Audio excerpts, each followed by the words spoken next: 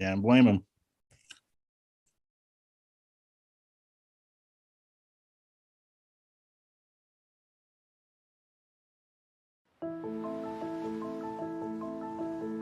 The first use case you think about blockchain is payments, right? So that's the first thing you want to do is show that you can secure a payment mechanism just like Visa, MasterCard, but much more secure, without middlemen, take away the fees, offers economies of scale. So the more people use it, the cheaper it gets.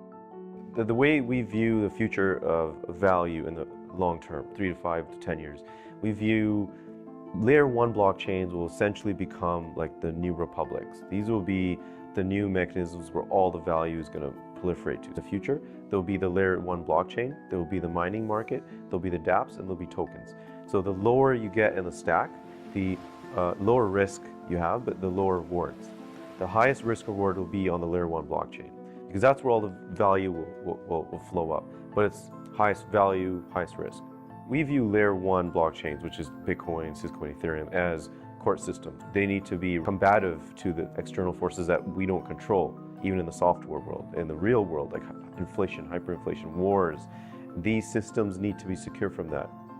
And this is why we view Bitcoin as the gold standard for security and decentralization. What else does the world need? What else does the world cherish when you have something like Bitcoin? How can we extend that to something else where we can take advantage to build real world utility? This is where Ethereum comes in. For me, Ethereum is a gold standard for flexibility or general computation. We're trying to stick to the gold standards we know the world's going to cherish and develop on, and we put those two concepts together. And this is what Syscoin is.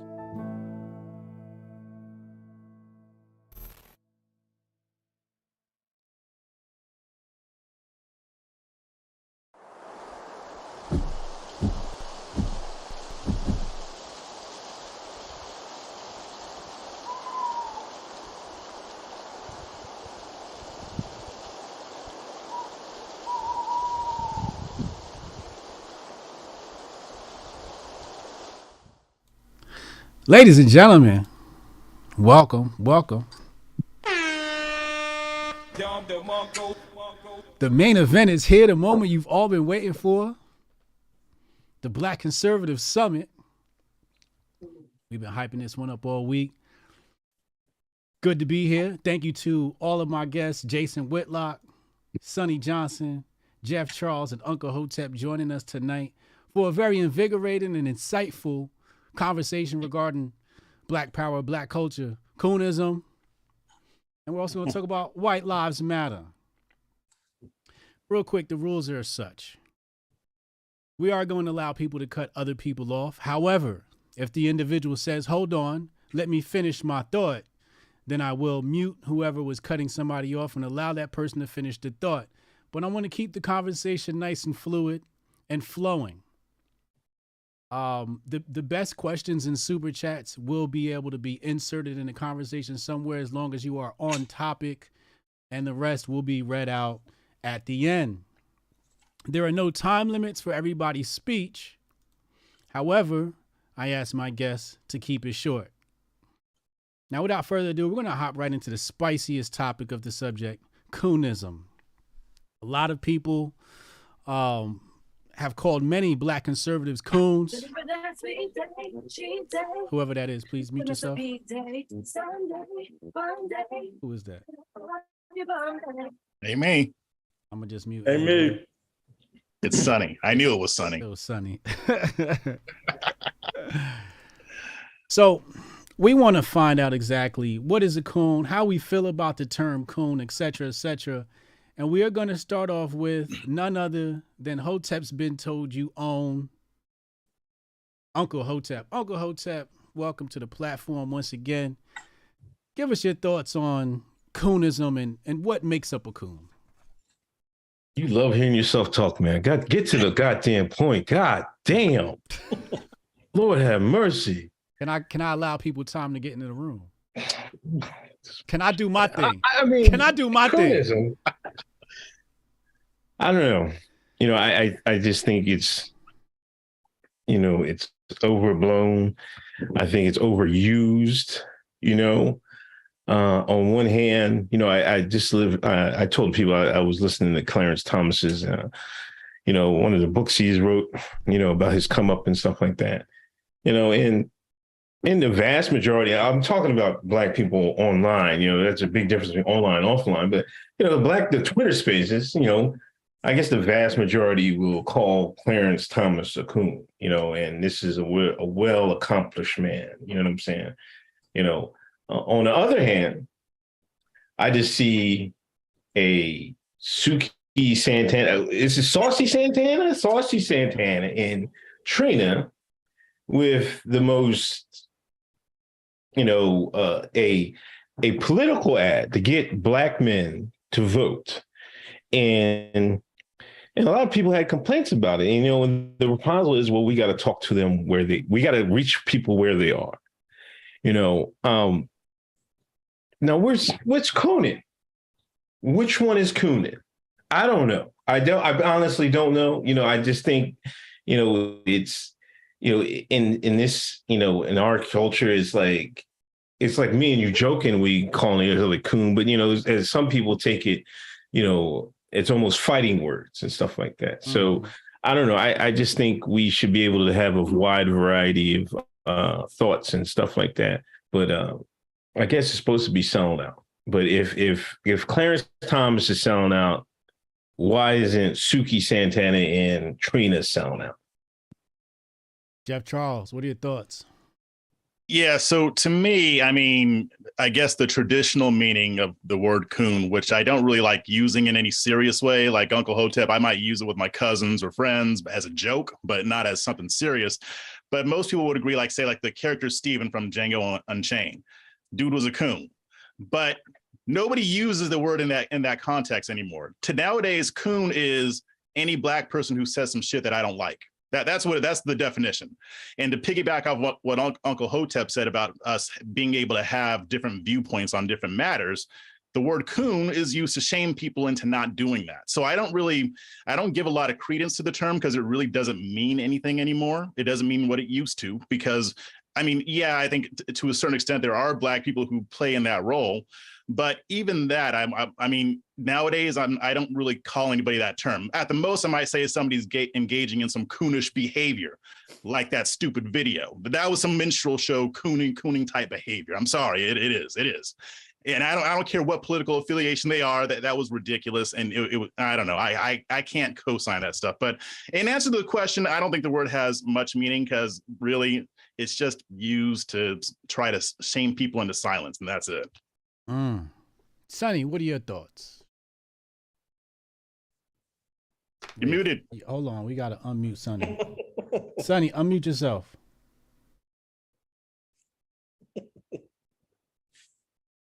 There you go. Better? You got me? Yeah. All right. So I guess I'll kind of go with the Supreme Court interpretation of pornography. You know it when you see it. You know what I'm saying? And that's the way I look at it. When you use it and you say blanket, like, oh, the left just uses it to dismiss.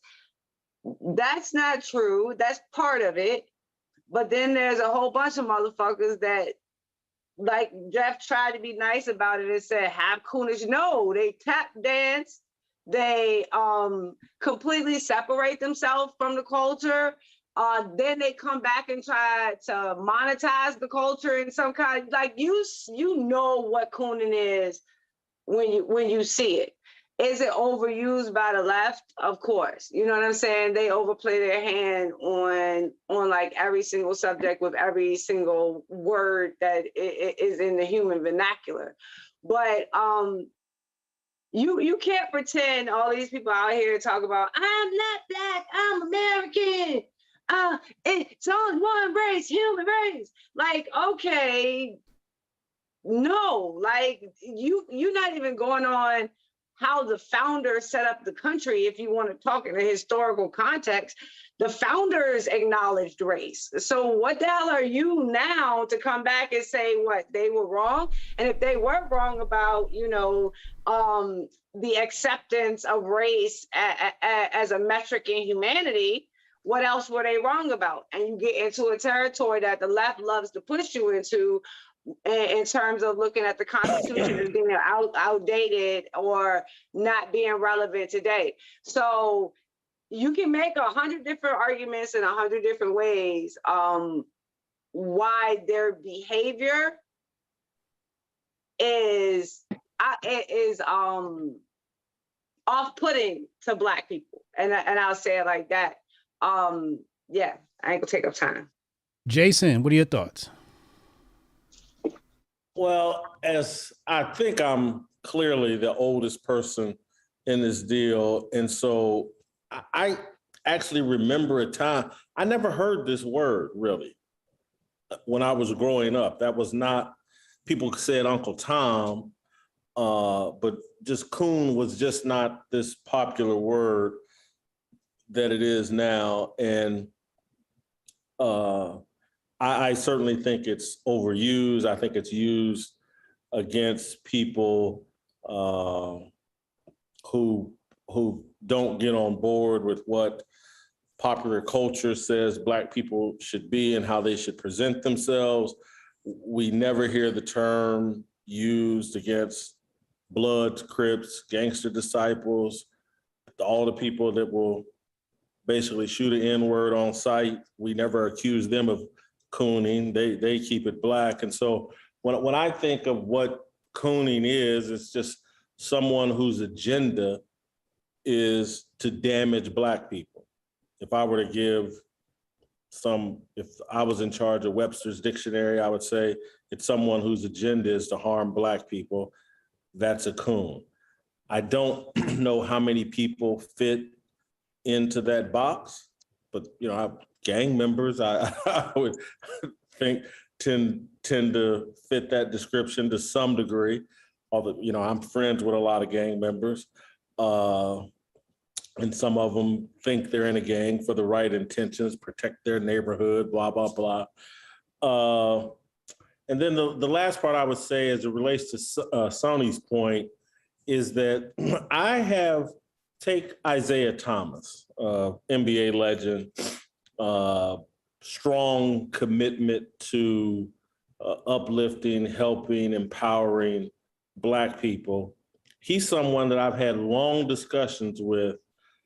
He thinks race is a false construct, that we should not accept this labeling of Black. And again, we've had long discussions about it.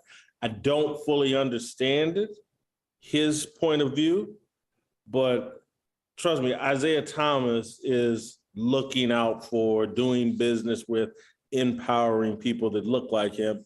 And then I would say that, and Isaiah doesn't come at it from this perspective, but then I also think there are a lot of people that are faith-based Christians, and it's not that they don't look to the founding fathers, George Washington, Thomas Jefferson, those guys, to define who they are. They look to God. And in the Bible, it's just not there.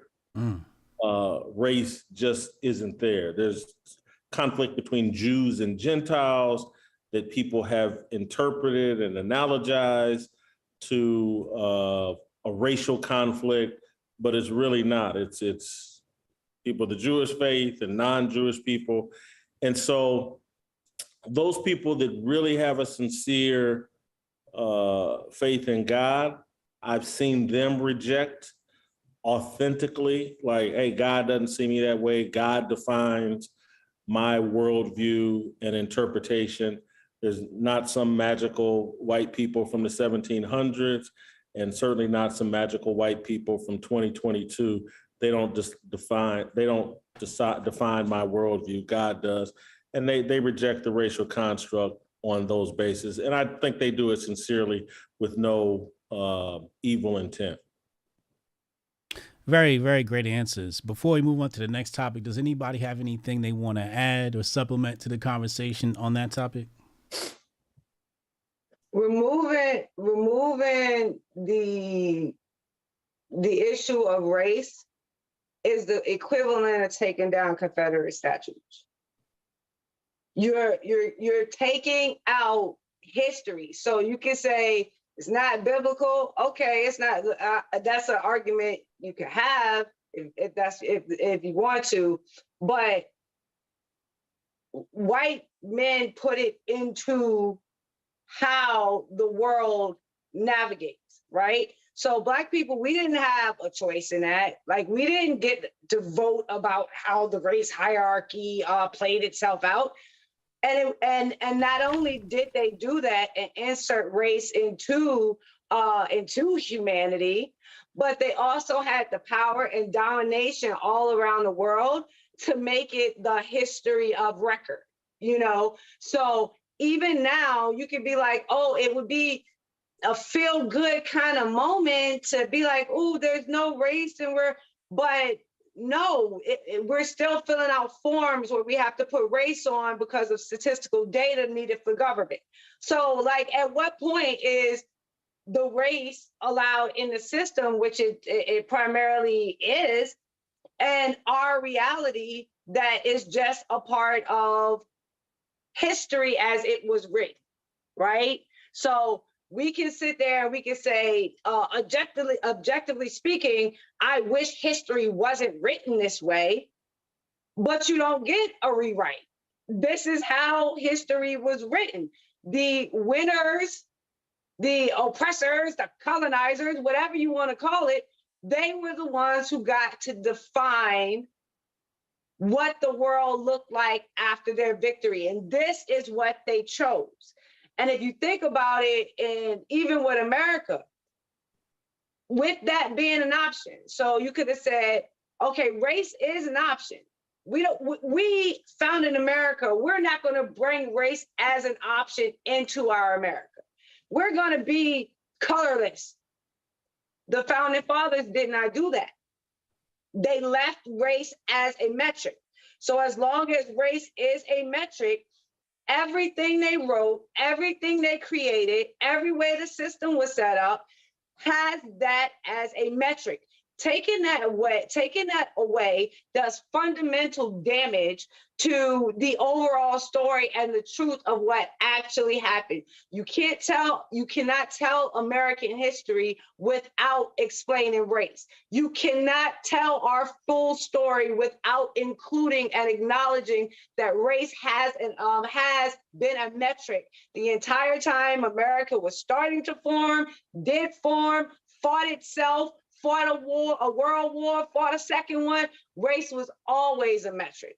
So like, trying to take it out now because it gives you comfy feelings, like, no, you're not gonna cry to me over a statue or something like that being pulled down and then be like, hey, let's erase this entire metric that was used to shape societies and let's just pretend it never happened. That's unrealistic and lazy. I would think that people that believe that way of faith, it just comes down to who they actually believe is the founder and gets to define their worldview. And so I think they would take myself, and again, I'm a journalist. I talk and write about race and have built a career talking and writing about race. I can go either way, but I understand the people that, because I have that mentality of nobody defines me but me and God, and I could care less what the world is doing. And again, when someone is of strong, committed faith, they feel like they're visitors to this world, and that the real world they're going to ascend to defines their worldview and their take. And I think they have a right to have that position. I don't begrudge anyone their faith. You're more than welcome to your faith. I have 4 pillars that I follow, and faith is one of those pillars. But if you're having a political argument or a political conversation, now we're rendering unto Caesar at this point. You know what I'm saying? You keep for God what belongs to God, and then you render unto Caesar that which belongs to Caesar. When we walk into government, we are now walking into Caesar. Are we going to pray to God before we walk to Caesar? Yes. Are we going to have, There are some people, wisdom though, and Sonnie, discernment that just don't before we go to participate in Caesar? politics. Yes. I've never voted. I could really give a fuck less about the political system. And there are people that just don't care. And again, I get that you live in that space, but not everybody does. And people have a right not to live in that space. Yeah, okay. Well, you can't say, I'm not going to live in that space, and then come in and tell those of us who are in the political space that we have to operate in an unrealistic way because of your faith. So you have every right to say, I'm colorblind and I'm this, that, and the other. Okay, you can be that in your world. But when you come and you start talking about politics, and I'm asking you to live in reality of what the system is, what Caesar rendered, then you pray to God, you get your strength, you bring him with you, you have him by your side in the fight, but you are still now in a political realm. You have moved around. It was your choice to do so.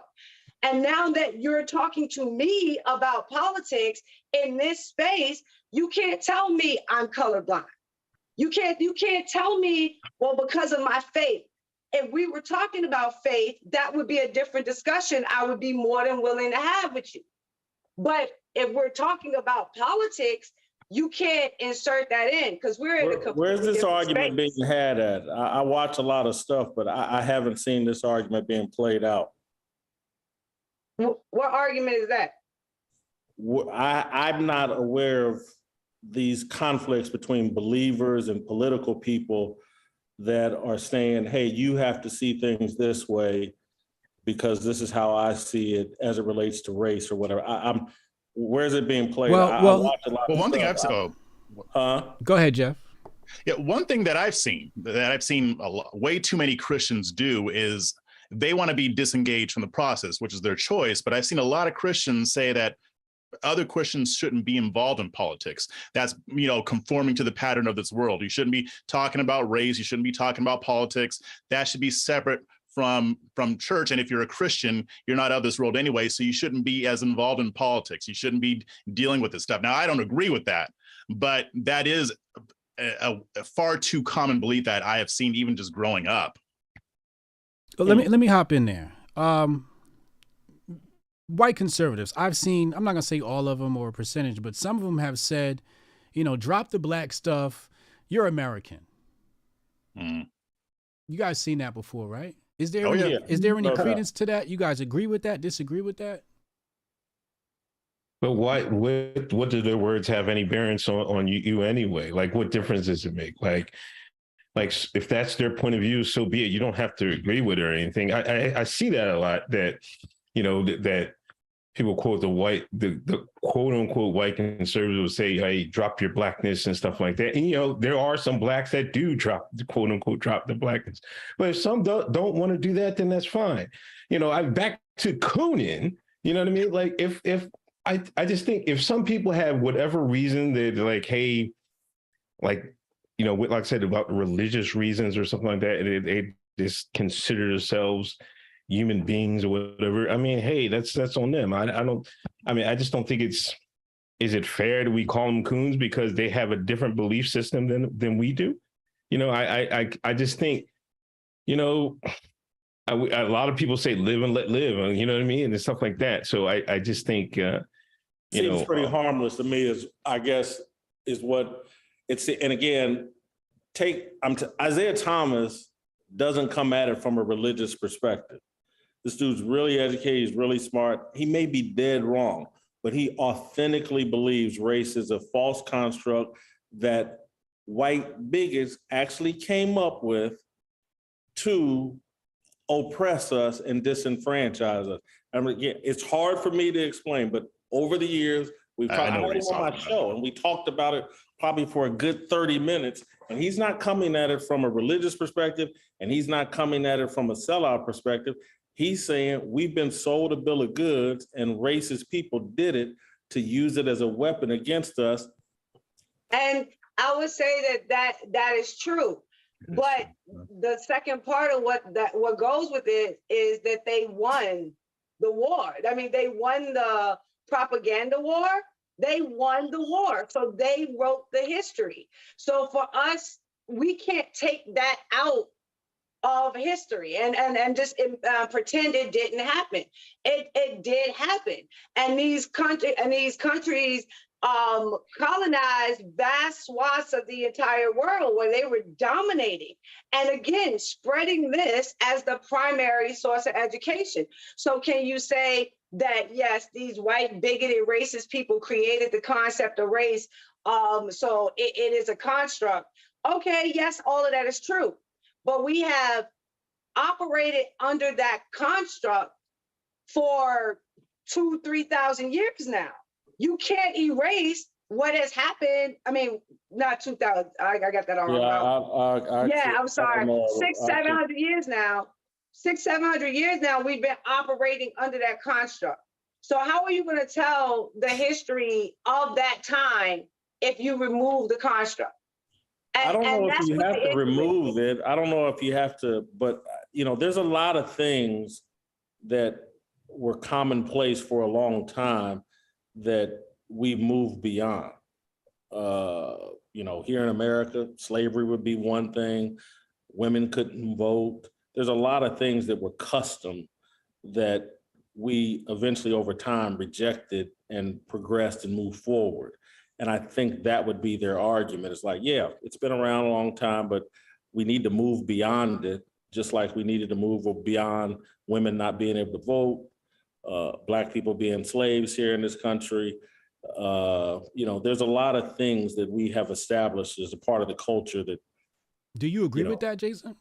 What's that? That idea that you just explained, how they think. What part of the idea? Because I unpacked a lot. The fact that we can move beyond race or should move beyond race. I mean, it's certainly not going to happen in my lifetime or yours.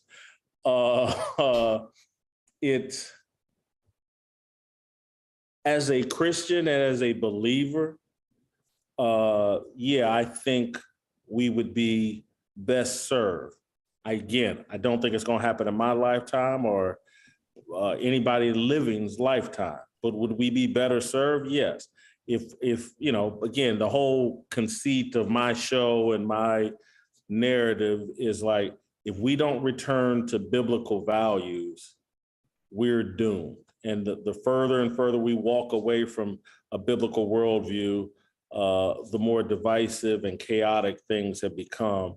And so, my whole message of my show is like, we got to return to the church. We got to return to the Bible. And I'm somebody that has lived as sinful a life as you possibly can, but figured out that,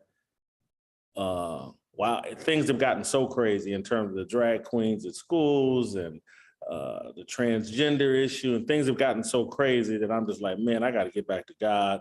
And this country got to get back to God because we're nuts right now. Mm.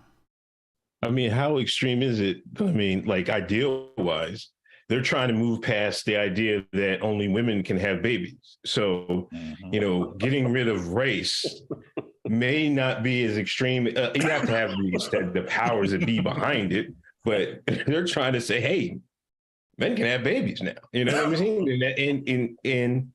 And if we don't push back, that's going to be established, like it or not, in the West at least. So I don't know.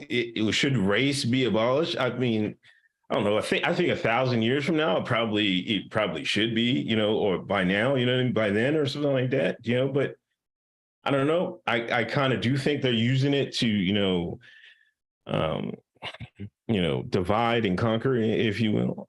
But at the present time, Sonnie said, this is what it is, so I understand it as well. I mean, even back in biblical times, you still had differences. I mean, there were different types of Jews. You had Pharisees, you had Sadducees, you had the Essene Jews, you had the Zealots.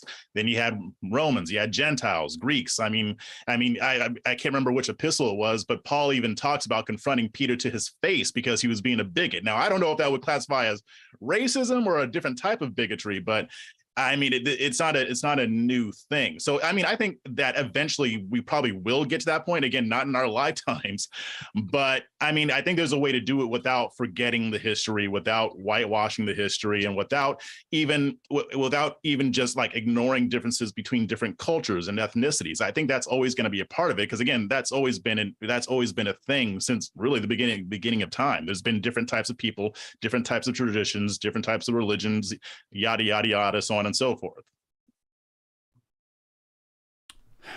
Last night on episode 224 of Hotep's Been Told You, Uncle Hotep said there is no such thing as white supremacy. To my panel, I ask you, first, Uncle Hotep, I'd like you to clarify, and to my panel, I'd like you to respond to that comment, agree, disagree. Uncle Hotep, can you please clarify or expound upon that point? Like, I think you're thinking of the terms of the 80s and 90s, quote unquote, the Dr. Khalid Muhammad, the Malcolm X's, and all that, white, quote unquote, white supremacy. I'm trying to say last night, that the white supremacy that you try to play up, that your old alter ego that you killed, Ali Shakur, used to talk about all the time, doesn't exist. And, I think what I think happened, now this is what I try to think, that, back in the 80s and 90s, Black people, like we were trying to explain some of the things that have happened to us, and we just lumped it into white supremacy. You know what I mean? That's that way we saw it back then. What I think now, it's, we have, like, corporations is a much bigger oppressor than this quote unquote white supremacy. I think you just by saying white supremacy, you're letting a lot of people off the hook. We just spent how many years on a lockdown? Was that white supremacy, or was that the big boys, the big companies? You see what I'm saying? Don't try to call me out with this BS, man. I know what I'm talking about. Hotep Jesus.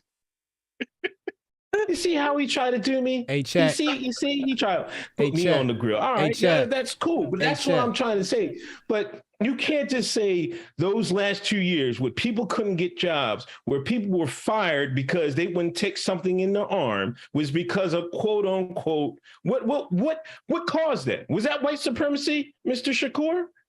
Chat. Last night, you guys watched the show. He's like to play victim now, but last night on the show, I wrote it down in pencil on his piece of paper and said we're going to bring this up. Now he want to act all brand new. Anybody else like to comment on that? Is there, Charles, let's go to you. Is there such thing as white supremacy, and how would you define that? In a word, no, not at least not the way certain people make it sound. Now, have there been systems in this country that have been designed to put white people ahead? Yes. Do some of them still exist? Yes. But to me, white supremacy is the idea that white people are supreme, and there are people who believe that, and they're not all white. So in that instance, yes, the belief of white supremacy, I do think that exists, but I don't see white people as supreme to me in any way, shape, or form. I see that there are systems that have been designed to achieve a certain objective that is putting Black and brown people and everybody else behind white people, but I do not view it as supreme. I guess I don't like the term. I don't like the word. Maybe if they came up with something else. And plus, again, that's yet another term that has been so muddy because it applies to everything now. It applies to, if a white girl touches a Black girl's hair, that's somehow a sign of white supremacy. Whereas most people will just see that as annoying or maybe even borderline racist, whatever. But the term has been diluted so much that honestly, I can't even figure out what it means anymore, because it depends on who's saying it. And again, it's just yet another word to use to describe something that I don't like. So I don't really deal with the term that much, because I think it's kind of silly at this point. Let's go to Jason, and then we'll have Sonnie weigh in. Jason, is there a system? Is there a white supremacy, or how would you define it? So, white supremacy as opposed, do you see systemic racism as something different? Because I think many people have combined those two. Right. And so I actually, white supremacy, I ain't really buying it. Systemic racism, yes, I buy. That makes sense. Yes. That's what I was trying to get to. Yeah, I think that my argument is we've identified the wrong perpetrators of systemic racism. I think that the left, and I'm authentically white liberals, have constructed a system of systemic racism. It's played out in our popular culture. The lanes and opportunities we're offered throughout popular culture are, again, I've been, for a solid 10 years, I've been telling my friends, are y'all not watching this? They putting black men in the gay lane. And I started this 10 years ago. I was like, are y'all watching these commercials? Are y'all watching the way we're being portrayed in movies and all this? These white liberals in Hollywood are driving us like cattle into the gay lane. And that's a system of racism. Having been out in LA for 10 years, working in TV at a high level, I saw the games that were played by these white liberals and how they would run and jump 1,000 feet to get over the top of a smart black person to land on top of an idiot who they could control and put that person and who was compromised. I'm gonna be careful. I forgot there's a bunch of people watching. I ain't gonna call no names, but who are compromised and got all kinds, and they're idiots. And let's elevate them and place them as the leaders of a conversation. Trust me, there's a reason why the 5 of us are on Zoom and not on cable TV holding this conversation, because they don't want this conversation out there in the sphere. And that's why Don Lemon, Joy Reid, and what's the dude, Capelhart, to be a black dude and get on one of these major networks and talk politics, you got to be gay. And so I believe in systemic racism. I do not believe in white supremacy. And just as it relates to just racism in general, I put it all under the category of just unfairness. Unfairness is a part of the world. And if you raise your hand or make yourself a mark, an easy prey in this world, you will be preyed upon. And so that unfairness will visit you regardless of what color you are. Our whole little thing about slavery, we act as if every ethnic group on the planet has been enslaved at some point. That's just a fact we have to deal with. And again, it's just like with the woman king. I'm mad at them people over in Dahomey. They're the ones that was capturing us and selling us over to Europe. We don't ever want to deal with that. That was us. We did that to ourselves. So anyway, I'm rambling, but yes, I believe in systemic racism. I don't believe in white supremacy. Well said. Sonnie Johnson. So I would tie that back to everything we've been talking about. The difference between the Dahomey in Africa, the slave trade, the Black people that were collecting us and selling us off into slavery, it wasn't done based on the concept of race. Like you said, at that time, the concept of race didn't exist. It was conquerors. The winner won, and the loser was enslaved and knocked down. It was the way of the world. It was just how it was. Again, it didn't become race until, Europe started it until white people started it. Then it wasn't conquerors. It wasn't, oh, we're just stronger than you. It wasn't, oh, we beat you, so this is the consequences of that. It was, you are savages. And we must come in and give you basics of humanity, and for your own sake, while we rob and plunder everything out, we can say we're doing it with sweetness in our hearts, because y'all are savages. So it changed. This is how if you can't leave this part out, because it's fundamental to how the world starts to look now. White people were enslaving white people. White people were enslaved. And then if somebody starts selling pussy, men are gonna show up and buy it. Hold on. That's the history of the world.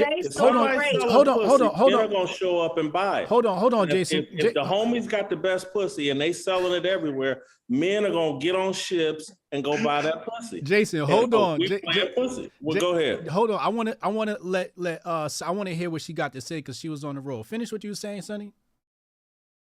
So the whole point is, and so that when you say, well, white people were traded to, no, weak people were put into slavery. Black people, white people, from every civilization, the weak were put into slavery. And the powerful we opened up a whole house and people started coming to the homie and every place else. What the hell does that have to do with the price of tea in China? That has nothing to do with what I'm saying right now. It does, because you're trying to act like the Europeans are sitting around going, oh, since they selling black people, I'll go over here and buy them.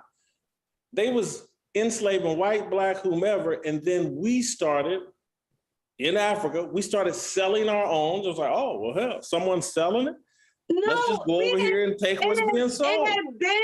Slavery had been happening before white people came and saw black people. The whole point will get bought. Let her finish. The whole point was, it had nothing to do with race. It was built on dominance and weakness. Mm-hmm. So it wasn't that white people were more dominant and black people were weak. No, there were dominant white people, there were weak white people, there were dominant black people, there were weak black people. The dominant ones won. It wasn't a matter of race. Europeans came along and changed that concept, where it wasn't, like I said, it wasn't about, oh, we just dominated you, or oh, we just beat you. It's no, we are superior because we are white, and you are savages because you are of pigmented skin. Like, they are the ones who changed the metric from pure dominance to having it based on artificial characteristics. You cannot tell the history of the world without acknowledging that fact, because they won. And they are the ones who had the ability to shape everything that came after it. So are we at a point now where we're starting to reclaim parts of our history, and we're starting to be able to put pieces together to actually get some of our history that we, weren't presented with because we were over here in America? Yes, we've been open to a lot of that information. We're starting to learn a lot of that history, especially if you're really interested and you want to tap in. But if you do not talk about the victors of world dominance for hundreds of years, and what they did in terms of education, and what they did in terms of setting systems, like, you cannot understand where we are right now and what we need to do to get out. So to take that point and go into the thing about white supremacy. White supremacy is for white people. White supremacy has nothing to do with black people. White supremacy is all about white people. It has two basic functions. For white Democrats, it's to keep them in line, right? It's to try to reset their power structure. to feed them, to make them feel guilty, to have them getting on their knees, kissing your damn feet and looking utterly ridiculous. It is put in place as a control mechanism for white Democrats. For white conservative Republicans, it is a trigger mechanism. It makes them react. And the left knows exactly how they're going to react.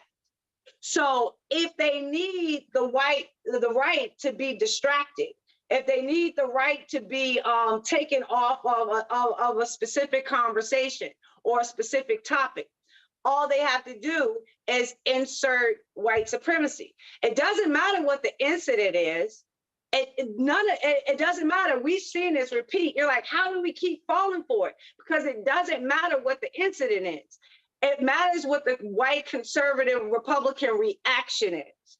As long as they continue to react the exact same way, then it continues to be a trigger. And I literally do this on my show all the time. Like, I will be like, I am going to trigger you by saying X, Y, Z.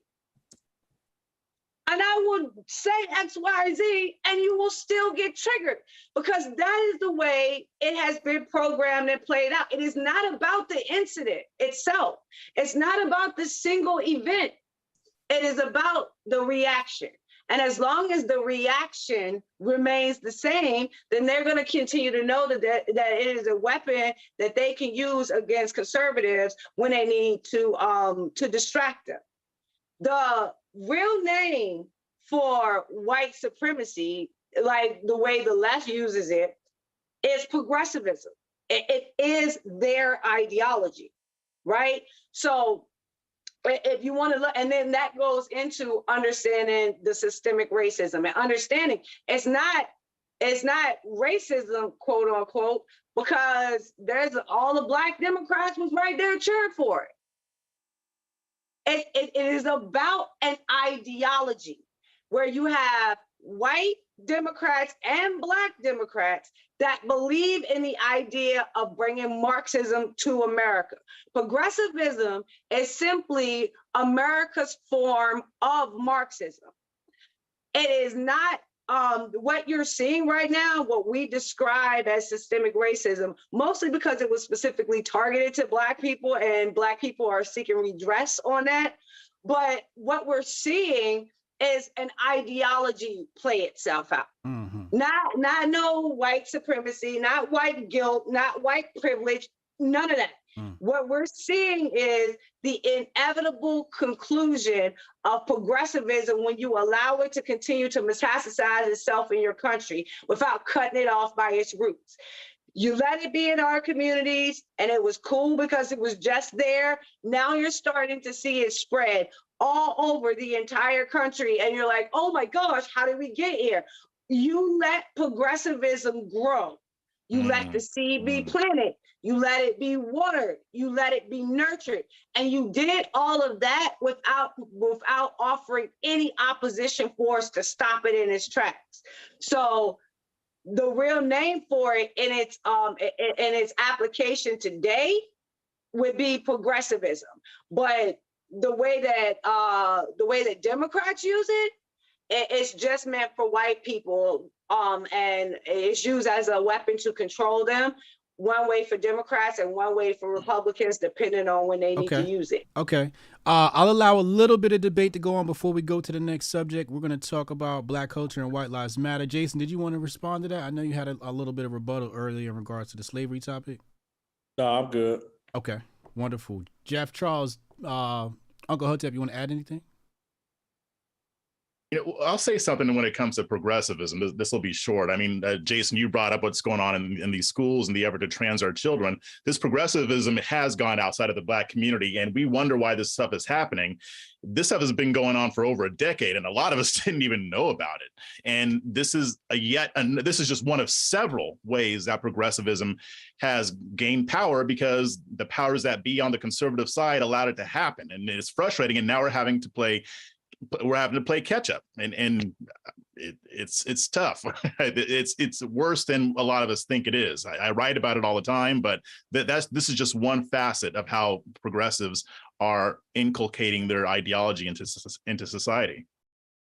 And if I could say real quick, one of the things that Jason said was like when he said he started to see like 10 years ago that they started to turn Black men into gay and put them in a gay sphere.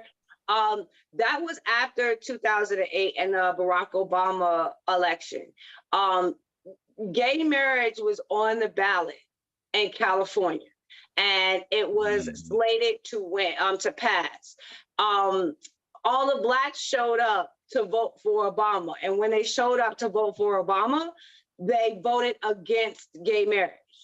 And that a lot of the Democrats in Hollywood and California were furious.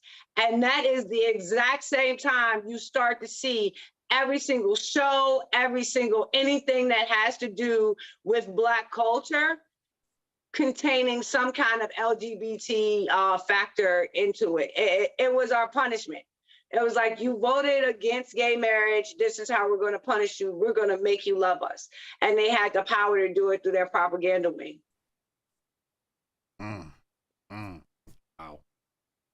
Wow. See, this is why I like this conversation, because I'm learning a lot. And I wanted to get, I also, we have a lot of white conservatives that follow. I want them to get some insight on how real Black conservatives think and how they view themselves. This is powerful. Let's hop into the next subject, and then we'll come back to White Lives Matter. What is Black culture? Some people say, I've said in the past, Black folks don't have a culture. And some people say, the culture is the food and the dance and the music and all this other stuff. And I would say those are peripherals of Black culture. But, I want to hear you guys out. What is Black culture? This time we're going to start with, we'll go Jeff Charles, Jason, Sonnie, then let Uncle Hotep end it off. Well, I mean, when I think of Black culture, I do think of music. I mean, music has been very intrinsic to the Black experience, especially if you're ADOS or FBA or whatever the kids are saying these days. I mean, even from the beginning of slavery, music was very integral in slavery. You got the spirituals that they sang and stuff that they brought over from the country. Like, people clown because of the banjo. The banjo came from Africa. We invented that. So I think that's part of the history, which is part of culture. I would say music, I would say traditions, just off the top of my head, jump in the broom when you get married, or other traditions that Black people have. Food, I mean, food is part of it as well. I mean, these are things that are facets of different, of all cultures. They have their own type of food, own traditions, music, history, customs, things like that. And it does differ by region, but there are certain things that unite it. So I would say all of the things that a lot of the things that we have contributed to this country, as far as our inventions, our music, the things that we come up with, our style of dress, all of that stuff. I'd say all that stuff are parts of Black culture. I think there are way too many things to list. I think there are a lot of different aspects that would make up Black culture in America. Hotep, Brian, I'm reluctant to call you Hotep Jesus, you know that. But anyway, I'm with you. I think that Black culture has been completely obliterated from America. And it's whatever Hollywood or the influence and tastemakers tell us it is that day. Again, I said I've lived for 55 years. And so I've watched Black culture. Oh, it's cornrows, that's Black culture. Oh no, it's dreadlocks, that's Black culture. Oh, it's we just jump from whatever one thing. Can I ask a question on that though? Yeah. So if it's been obliterated, then what would you say Black culture was before it was obliterated? That was going to be my thank you. I read your mind. That was good. And so what Black culture had been was our relationship with God. And if I make the argument that the Black Christian male, from going back to Richard Allen and the establishment of the African Methodist Church here in the 1700s, the Black man had been America's moral compass, leading all the way through Martin Luther King and Malcolm X. And the left has set about destroying that, and they have destroyed it. And I think my argument has been that the Black people's struggle in America is what actually made America great. And it's what put America on steroids, what made America live up to the ideals that it expressed in the Declaration of Independence and the Constitution. If it wasn't for Black people, America would have never ascended to the heights that it did. And from Richard Allen to Frederick Douglass to Booker T. Washington to Malcolm X and Martin Luther King, holding America accountable and pressuring America to live up to the things written in its Constitution, promised in the Declaration of Independence. That's what made America great. And that's our religious faith and resilience was what, to me, defined African-American culture. It's been totally destroyed. And now it's whatever Hollywood tells us that week. And if Hollywood, right now, Hollywood is in the process of telling us that being gay is Black, and we're hopping on board with that. Sonnie. Again, let's tie all these conversations together that we were talking about, right? Why do Black people need a culture in America? Why do we even need one? Why do we have one? Right?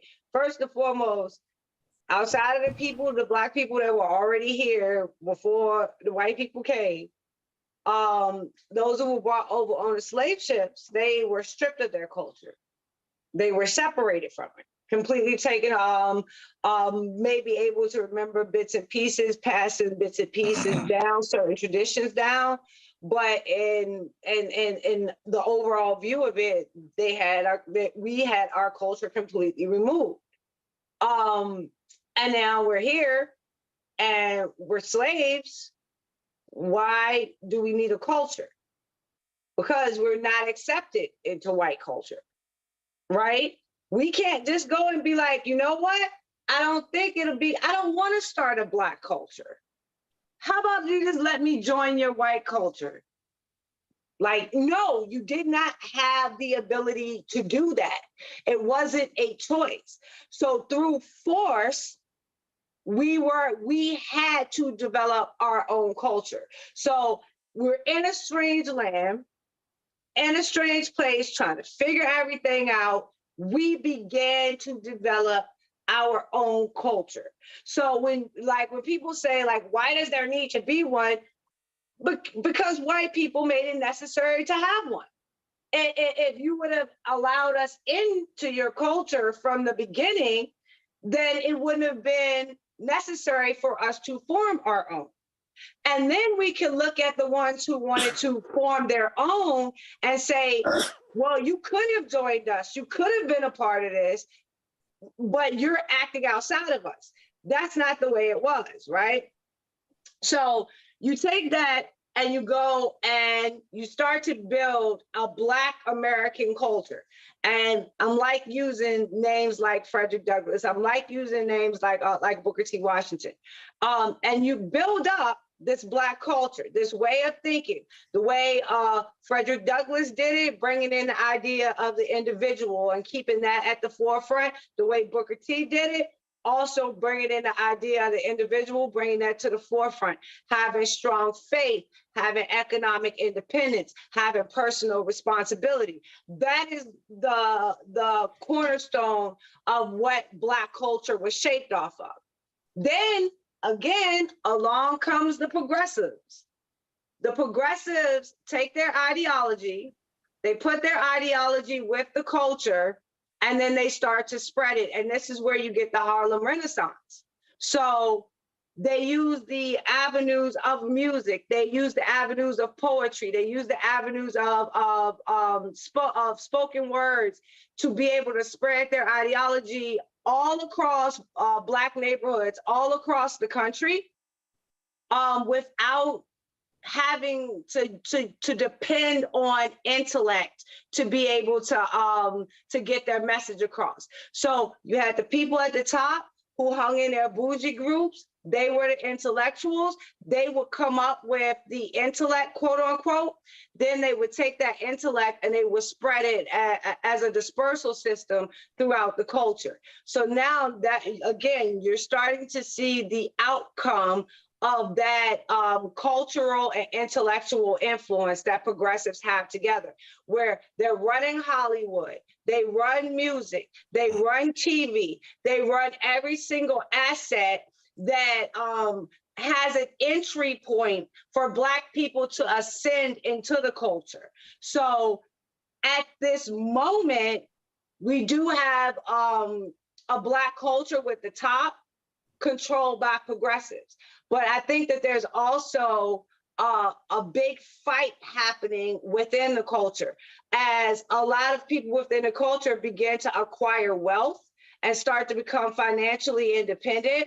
You're starting to see a lot of them begin to change from being materialistic to looking more at investment and how to leave long-term wealth and legacy for their kids. So I would just say we have a culture that's in flux. It is continuously growing and changing, and the fights that are happening in the culture right now is really going to decide what it looks like in the future. Jason, you make a lot of faces over there. You want to respond to that? No, I'm good. Unc, what's on your mind? Tell us. What is Black culture? The Electric Slide and Return of the Mac. He wasn't supposed to bring his soundboard. No, but seriously, I don't know. I kind of think, different regions are different, north, south, east, west, if you want to just talk about how Black people act and, their tendencies and stuff like that, it's going to be different, in whatever region. But, I understand, what Sonnie and them, it's been, and Jason said, it's been infiltrated, it's been so much directed by Hollywood, and the machine, it can dictate what we do, what's going to be hot. But on the other hand, it's so intertwined now. It's a lot different. I'm not old as Jason, but I'm getting there. I remember when I was young, there was a clear separation with what whites did and what Blacks did. But now it's year 2022, and it's like, I would say we're just part of the American culture, whatever that means. You know what I mean? Because I see a lot of people, we do the same things. We trade it. I know some people try to what's the word for it? Safeguard, or the word's missing me. We try to gatekeep. Yeah, gatekeep. Thank you. What they we do, you know what I mean? Because what's the big thing they say online when they see a white person? Cultural appropriation. Yeah, a Black person though. Oh, we can't have nothing. You know what I mean? But I mean, we're meant to share it. You know what I mean? I just kind of think, is it Black culture? I think it's Black. Is it Black American culture or just American culture? I think it's a clear difference. But when you see Nigerians and Ghanaian Americans, you see Jamaican African immigrants over here. Jamaicans, say it again. Jamaicans, they have a culture, and culture is important. It's a clear difference. You know what I mean? Tell them again, Jason.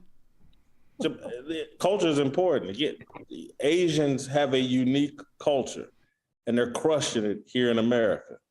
And Italians have a unique culture. Wouldn't say they're crushing it, but again, they place an importance on family and whatnot. And we just seem to accept whatever culture white liberals hand us when they pass the joint to us or a bottle of Hennessy. And offer up one of their women to bang, we just hop on board. And not that anybody watching, I don't have a problem with it. But I'm just saying, whatever the white liberals tells us is our culture, we accept. We don't have the balls to establish and commit to a culture that serves us well. We wait for whoever their MK Ultra is in Hollywood that has black skin to tell us what to think in that moment and at that particular time. Next year it'll be something different. So just to reiterate, you said Jamaicans have a culture, but the FBA ADOS don't. No, we don't. Not. We're waiting to see. We're waiting for what the Twitter algorithm tells us. Did you hear that, Uncle Hotep? No. Yeah, I see. I understand the arguments that it's being influenced by a lot of the white progressives. I even buy the whole infiltrated thing. I don't buy that black culture has been completely obliterated. I can't. It doesn't make sense. There are still far too many black people who are still devout, who are still going to church and having a relationship with Christ, working hard to raise their family. So I don't think that it's accurate to say that it's been obliterated, but do I think that people have taken advantage of it and monetize it, use it for their own good? Yes, and they're still doing it, and these people have crept in and they have way too much influence. I do agree there. Sonnie, you was about to say something? You have a culture right now that has done more to keep Black America focused on and pushing towards capitalism than anything else in this freaking country, right? So again, stating that progressives came in, Black progressives joined with white progressives. They had all the money, they had all the structure. So what you see as a representation of Black culture is manufactured. Who we are, what we do in our family units, in our communities, that is our culture and who we are. And if you say, well, it's different in different regions, yes, because it is an American culture. And that's how America works. We are a republic. We are based on regional likes and dislikes, regional foods. So why would it not be different from Black America, that Southern Blacks would have a slightly different cultural bend than Northern Blacks, and Western Blacks would have a different bend, and Texas Blacks will have a different bend, and you will get a different flavor from St. Louis. That is not something that is relegated simply to us. That is American culture, and any culture that that operates in America and has populations spread out the entire country are going to have those differences appear in region. So I'll put it like this, right? So if you look at different cultures around the United States and you ask them who's their favorite rapper, right? Everywhere you go, you're going to get a different name, depending on the region, depending on who's hot wherever it is that you go to. But if you go to any of those rappers, probably any of those rappers' houses, they're gonna have a poster of Scarface hanging up. So even though they're regionally different traditions, different foods, different activities, is that one thing, you know what I'm saying, that kind of threads them all together. And I could use different examples. I use Scarface specifically for a reason, because if you're gonna look and say it's Black culture, that's kind of where it came from. That idea of you bucking the system, of you fighting back, of you not letting the system rule you, but fighting the way to down, all of that stuff that you find in that kind of genre of movies. Though that was a commonality that you can see run through all of them. And again, I could use different examples. I just chose to use Scarface because it's a cultural metric that fits into the conversation. But if you look and you think of why like Black culture is different, we were the only ones that needed to create guidebooks to drive across the country. That's why we're different. We had to build Black Wall Streets and learn how to trade and commerce amongst ourselves because we weren't allowed into the markets that were operating in America. That's why we're different. Like, again, it did not have to be that way. The founders could have chose to make it different and do something different, but they didn't. So this is the outcome of what we have now. And yes, we're very, very much American. So yes, we are very, very different depending on our region and have specific likes within those regions. But there are certain things that do tie us together. And I'll even laugh with Uncle now when an electric slide is one of those things, right? It is. Because you go to a wedding, you go to a Black wedding, you're gonna electric slide. So wherever in the country you go, you know what I'm saying, you're gonna have that. So that is like a part of it, you know. But we can say progressivism has dominance over our culture, but we also have to acknowledge that there is currently a fight happening within the culture to take over that level of dominance. And this again, like we were talking about when we brought up like Kevin Hart and looking at what he's doing and looking at the moves he's making, financially speaking, in terms of making sure you own your business, making sure you're not answerable to Hollywood. They don't hold you over the barrel as much as they had the ability to do in the past. And you're starting to see them take all of that knowledge and give it back to generations that are coming after them. And they're doing that through the culture. So like, if you think about it, the public school system that is supposed to educate our kids about how to become competent members of society, the kids are failing.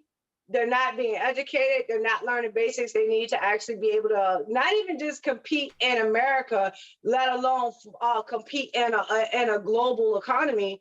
And the only outside metric for that, not the family, not the home. We're going to trust you got good family and good home. But the only outside metric outside of that is the culture.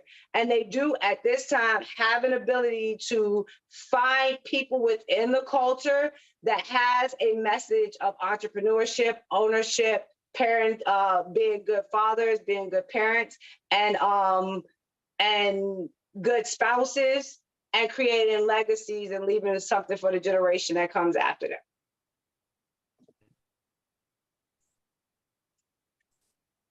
Anybody got anything to add to that?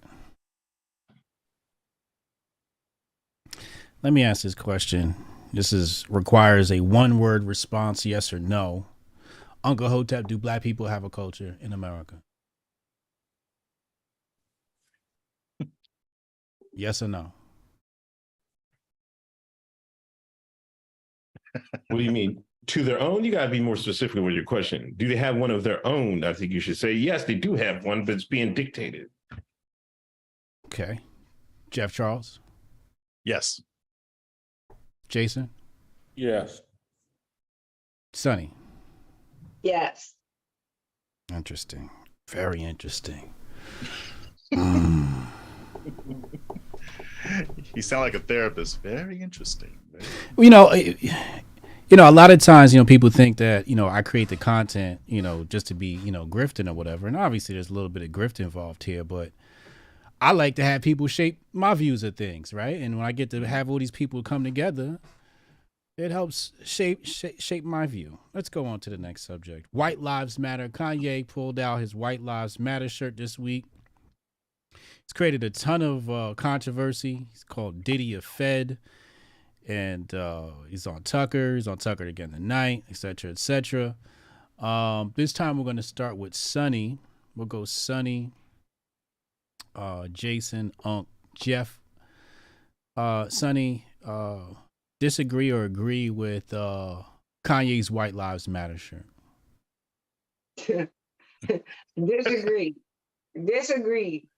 I'm not, I said it again, I'll say it again. I'm not Black Lives Matter, I'm not White Lives Matter, I'm not Blue Lives Matter, I'm not All Lives Matter. There are good and evil in every single group. And in those groups, there are some people's lives that just don't matter to me. And I'm not going to sit and pretend I do to that their lives matter to me to have some kind of self-righteous symbolism that I'm holier than thou. No, no, no, no, no. To certain people, your life does not matter. And I was sitting there looking at the story out of Portland, where they beat the life out of that man and kicked him, punched him, like 25-minute beating, ending with him bashing the man upside the head with a hammer. And I sat there and looked, and I'm like, I'm supposed to say white lives matter? Like, it was a white guy that did it. I'm supposed to say white lives matter? Like, no, like, I hope they put your ass under the jail. Like, you know what I'm saying? I hope they find you and your body disappears in like the most gruesome way possible. Your life does not matter to me. But it goes the same to a thug that thinks that it's cool to go and have gunplay out by the playground with the kids on the sliding board. Your life, you know what I'm saying? Your life doesn't matter to me. Or a police officer that uses his badge to rape women. Your life doesn't matter to me. So this is one of the reasons why I'm very, very staunch. You'll never hear me say I'm pro-life, because there are too many instances where I see evil and your life does not matter to me. Jason. Kanye is a provocateur and a publicity hound, and so you know, it's certainly not something I would do, just because the whole racial idolatry that has taken over the country is unhealthy. And so again, I certainly don't like Black Lives Matter and Latino Lives Matter or White Lives Matter. All that racial idolatry stuff is not good. But, you know, Kanye had a point he was trying to make. He's trying to put it in people's face, and he wants to draw attention to the fact he thinks Black Lives Matter is a scam. And so, as someone who in the media has been accused of and has sometimes been a provocateur, I get it. I just wouldn't have done it with this issue, because we got so much racial conflict in this country that I would have avoided it. I'm probably a bit more critical of Candace Owens' involvement in it. You know, I see her as somewhat trying to be a media person and a journalist. And so participating in some celebrity's publicity stunt, not the role I think a journalist should play.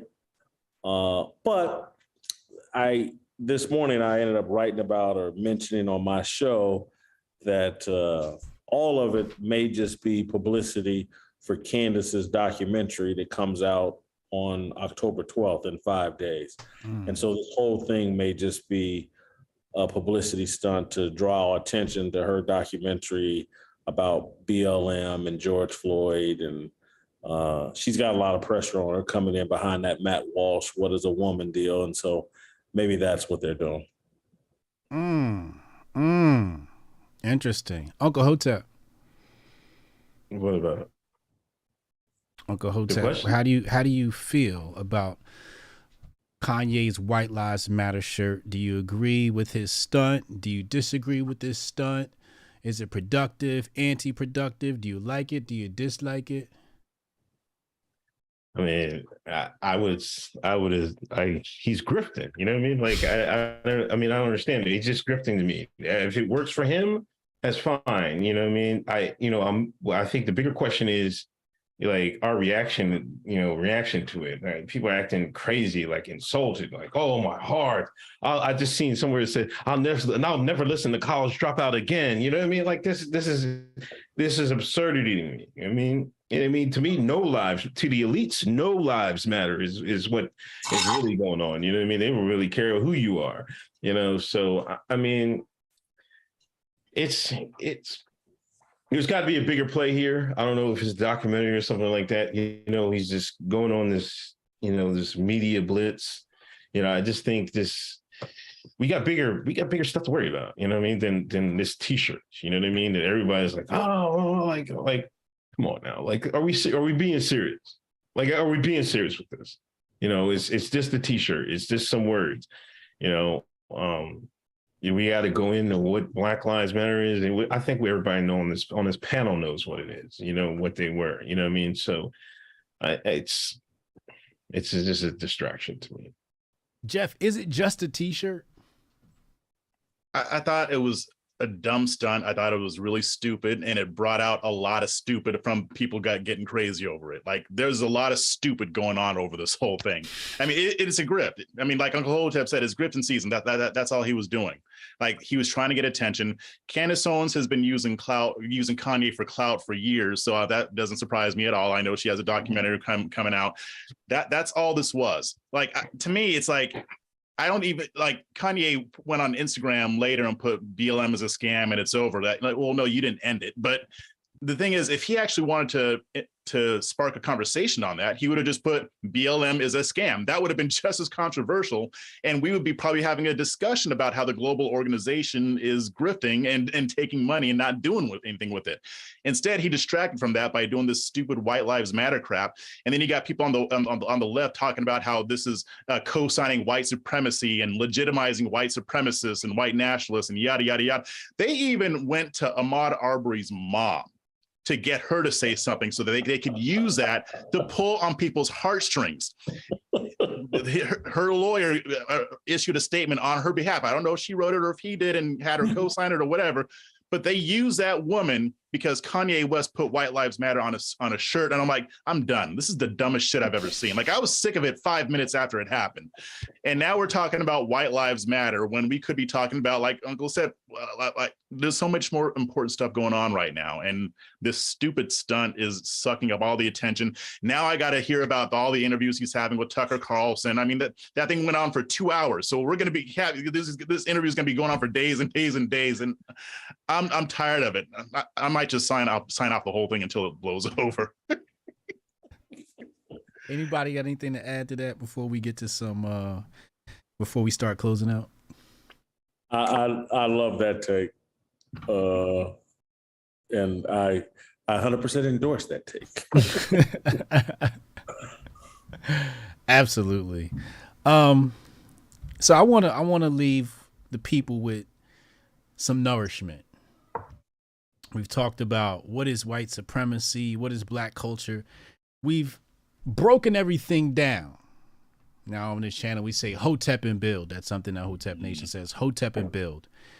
You know, I preferred the term Black Power over Black Lives Matter. I felt Black Lives Matter was more victimization and Black Power had more victory and masculinity attached to it. I want to talk about what is building Black Power. How do we bring people back to what we believe is strong Black culture? How do we rebuild Black Power? Is there something new we have to do? Or I believe, you know, when people ask me, I fully believe we need to return back to traditionalism. We need to look backwards and see, you know, what worked for us. We're gonna go. Who led off last time? We'll go Uncle Hotep, Jason, Jeff, and Sonnie. Uncle Hotep, how do we rebuild the Black family, rebuild Black power, restore some dignity to our people? Turn the TV off. That's it. Turn it off. Turn it off. Turn it off. You turn the TV off, you know, do something more constructive, read, go back, get spiritual, go back to church, you know.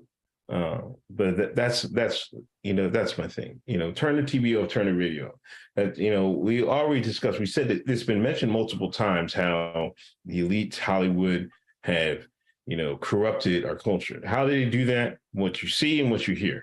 You know what I mean? If you control what you see and what you hear, then you'd be working with something. But that's, I mean, it's simple to me. I'm sorry for interrupting you, but I need you to clarify. And the reason why you sound like me in terms, you sound like you're 55 or 65. And I want to take you back and say, turn the TV off. Everybody's addicted to their phones. The TV is harming. My bad. The TV is harming. The phone. You're right. Put the phone down. Put the phone down. You know what I mean? It's a combination of things. It's like the TV, the phone. We watched the TV, then we comment on what we watched on TV on our phones. You know what I'm saying? It works hand in hand and stuff like that. I understand, like, we have occasional, watching, some entertainment. We have some downtime during the week. But, the numbers in Nielsen will say it. Black people watch the most television. And that's why they started, some of these commercials are started to, pointing towards us and stuff like that. I think we gotta control what we watch, and if you want to, my dad always told me, if you want to watch TV, watch something constructive. You know what I mean? There's plenty of constructive stuff to watch. I just think if we want to get to greatness, I think we have to control what we're doing, and with our eyes and ears. Well said, Uncle Hotep. Jason? Well, I think I said this at the beginning. My solution is it's biblical, and it's all connected to things that Uncle Hotep was just talking about. If you're going to get back to the family, first step is getting back to God. Marriage is a biblical covenant. It's a God institution set up. There would be no marriage if there was no concept of religion and God and whatever. And so if we return, Black people, if we return to faith, then we'll understand the importance of family, man, woman, and child. And that's everything we're witnessing that's going on with Black people is all related to the breakdown of our families. Plain, simple, end of story. It's like we sit around and want to talk about the cops, and the first police officers your kids need to be introduced should be called mom and dad. That's who should be policing your kids. If that breaks down and then you turn, we're gonna let the pole police our kids, don't be surprised when you get results you don't like. And so it's family and God. That's our only way to fix any of this. We're gonna get the super chats after this. Jeff Charles, how do we restore the Black family, Black power, Black culture? I mean, the first thing is what Jason said. I mean, I think faith for Black Americans, especially descendants of slaves, has been vital. It's been essential. I believe that without our faith in God, we wouldn't have gotten through the things that we've gotten through. We wouldn't have overcome the things that we've overcome. So that, yes, that is foundational. Can't ignore that at all, because that's basically what everything else comes out of. But I think other than that is recognizing the problem. I think that we know that there are problems in the Black community, but I think we tend to assume that they're all based on racism. But going back to what you said, Hotep, looking back to what our ancestors did under Jim Crow. I mean, racism. We'll talk about systemic racism, and you still had Black Wall Streets. You still had people thriving. It wasn't perfect. I mean, there was still plenty of issues. I'm not downplaying it, but as a people, we figured out what to do on our own without relying on the government, without looking to the government. That doesn't mean that we ignore the government or that we don't do what we need to do to get the government out of our way. But first, I think we need to see that it's the government that's in our way. It's the government that has contributed to so much of our problems. And that once we realize that it's not the government that can fix it. That it's very rare that a government will fix the shit that it's done, right? I mean, even if it tries.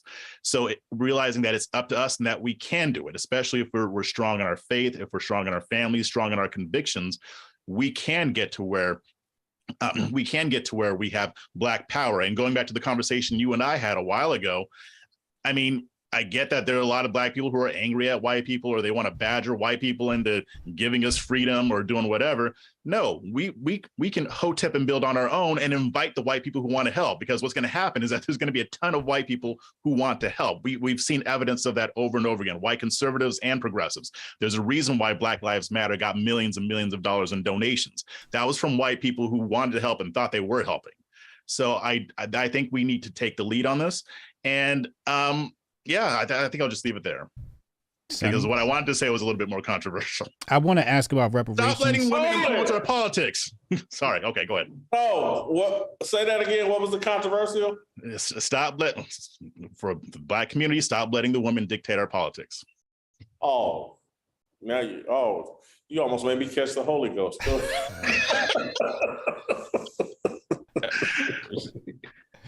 Maybe I need to put my kufi on. I do want to talk about reparations, but Sonnie, go ahead. Rebuilding the Black community, Black family, Black power. You would be damn lucky to have me shaping your politics, just to say that. So be careful about the blanket. You're the exception. You know you're the exception. Come on. Be careful about the blanket woman statement. All right, so kind of going through what everybody said when Unc said you gotta put down the phone and get away from the TV. Technology has been the biggest mover in culture the entire history of the United States of America. So a lot of the abolitionist work was able to be accomplished because we got the print and press. So stories like Uncle Tom's Cabin was actually spread across the North, so Northerners could actually see what was happening and then start to adapt to go towards the abolitionist movement. Wouldn't have happened without kind of that literature being spread the way that it was spread. During the Harlem Renaissance, they had the radio. So this gave them the ability to send out their songs, to send out their short stories, to send out their poetry across the airwaves, reaching lots of people. And that was the way that they accelerated the Harlem Renaissance forward. And then in the civil rights era in the 60s, they got the television. So people got to actually see the dogs, the fire hoses, the batons, and it started to change the nature of what they thought about the passage of civil rights. So we gotta be cautious about cutting off our access to technology in one of the, historically speaking, best times for cultural change. So that makes us understand that through the use of technology, we have the ability to start to reach people we could never reach before, shape conversations we could never shape before, build relationships of voluntary association that we can never do before, get access to information that we would have never got access to before. So we really need to start being cautious about driving people away from technology instead of understanding that this can be a great catalyst towards moving the culture and the community forward if it is used as such. So the more of us that are using it as such, it would be better. When people say the answer for everything is we return to God. Majority of the Black community is very, very Christian based. A large percentage of the Black community is very, very Christian when it comes to faith. But you still see one of the most segregated times in America is on Sunday morning. So if it was simply a matter of having God step in the mix, you would think that there would be no Black churches and white churches, yet here we are. And on top of that, if you look at a lot of the Black churches that are in, especially predominantly poverty-stricken Black communities, they are the redeeming feature of the entire community. There is no higher force in that community than that church that sits on that corner. If something was going to be done from that apparatus, it would have been done by now. So I think in terms of when we say we need to bring God back in it, I think we need to put God back in ourselves. and pray for him to be in us, and pray for him to give us wisdom and give us discernment, because we are the ones that are going to have to actually go out and wage this war. So make sure you're praying for open ears. Make sure you're praying for a receptive mouth. Like, make sure you're praying for the things that put you in a position to be able to make your arguments, especially if you're in a political sphere, in a way that is befitting of that political sphere. So it's not a matter of leaving God out or not having him centered, but understanding that that centering starts within you, and it gives you the power to do some amazing things when you get in a fight with anybody. And if we return to that kind of strength and continuously praying for each other and continuously praying for wisdom and discernment for ourselves, that would kind of be a better formula than just saying turning back to the church. And the last thing I will say is white supremacy has never beaten Black Americans. It has never, in the totality of our time in this country, it has never beaten Black Americans. It has taken progressivism and government force to achieve what we are seeing constantly, what we are now seeing in our communities. It wasn't a mystical white man. It wasn't tiki torches and khaki pants. It wasn't any of that. It was giving the government the ability through legislation, regulation, and taxation to use force against us and to rob us, to take our land, to take our money, to take the benefits of all the work that we put in to our contribution here in America. And I think that if we start to make that argument, it's going to get us to a place where when we do have the bigger conversations about family, about faith, about kids and education and all those things, it comes from a place where people see we are sincere, we are knowledgeable, and that these are things that we are passionate about, not because we have to be, but because we choose to be. And when people start to see you care, then you can have a lot more open, big, controversial conversations without them boiling over and turning into some kind of disruptive event. So I think that you put those things together, you can start at least us on a path to be able to have these conversations, to discuss our culture, to debate where we want to be, what we want it to look like, how we want it to be shaped and function, and to have that in our hands as our own destiny. It's been a while since we've been under progressivism, since we've had that amount of power. And I think if we start to move back to that, I trust Black people to do the right thing. I trust Black people to take advantage of the opportunities. But if you don't remove the progressive boot, it's you know what I'm saying? It's just too much. And you can look at it when you see the Republican Party, this huge political apparatus, and you say, why aren't you going into the inner cities? And they're like, we can never win. Well, the reason they think they can never win is because they understand the machine that is there.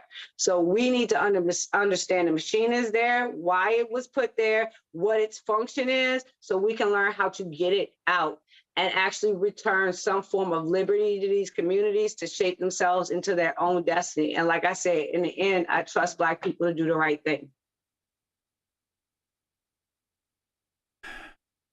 Reparations. Is this a productive use of our time and resources? Do you agree with the reparations movement as it is today?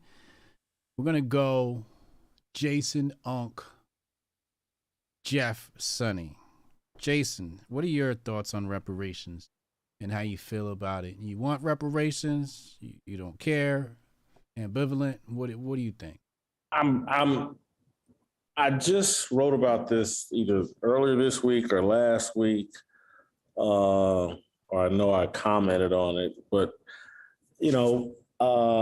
I think getting something for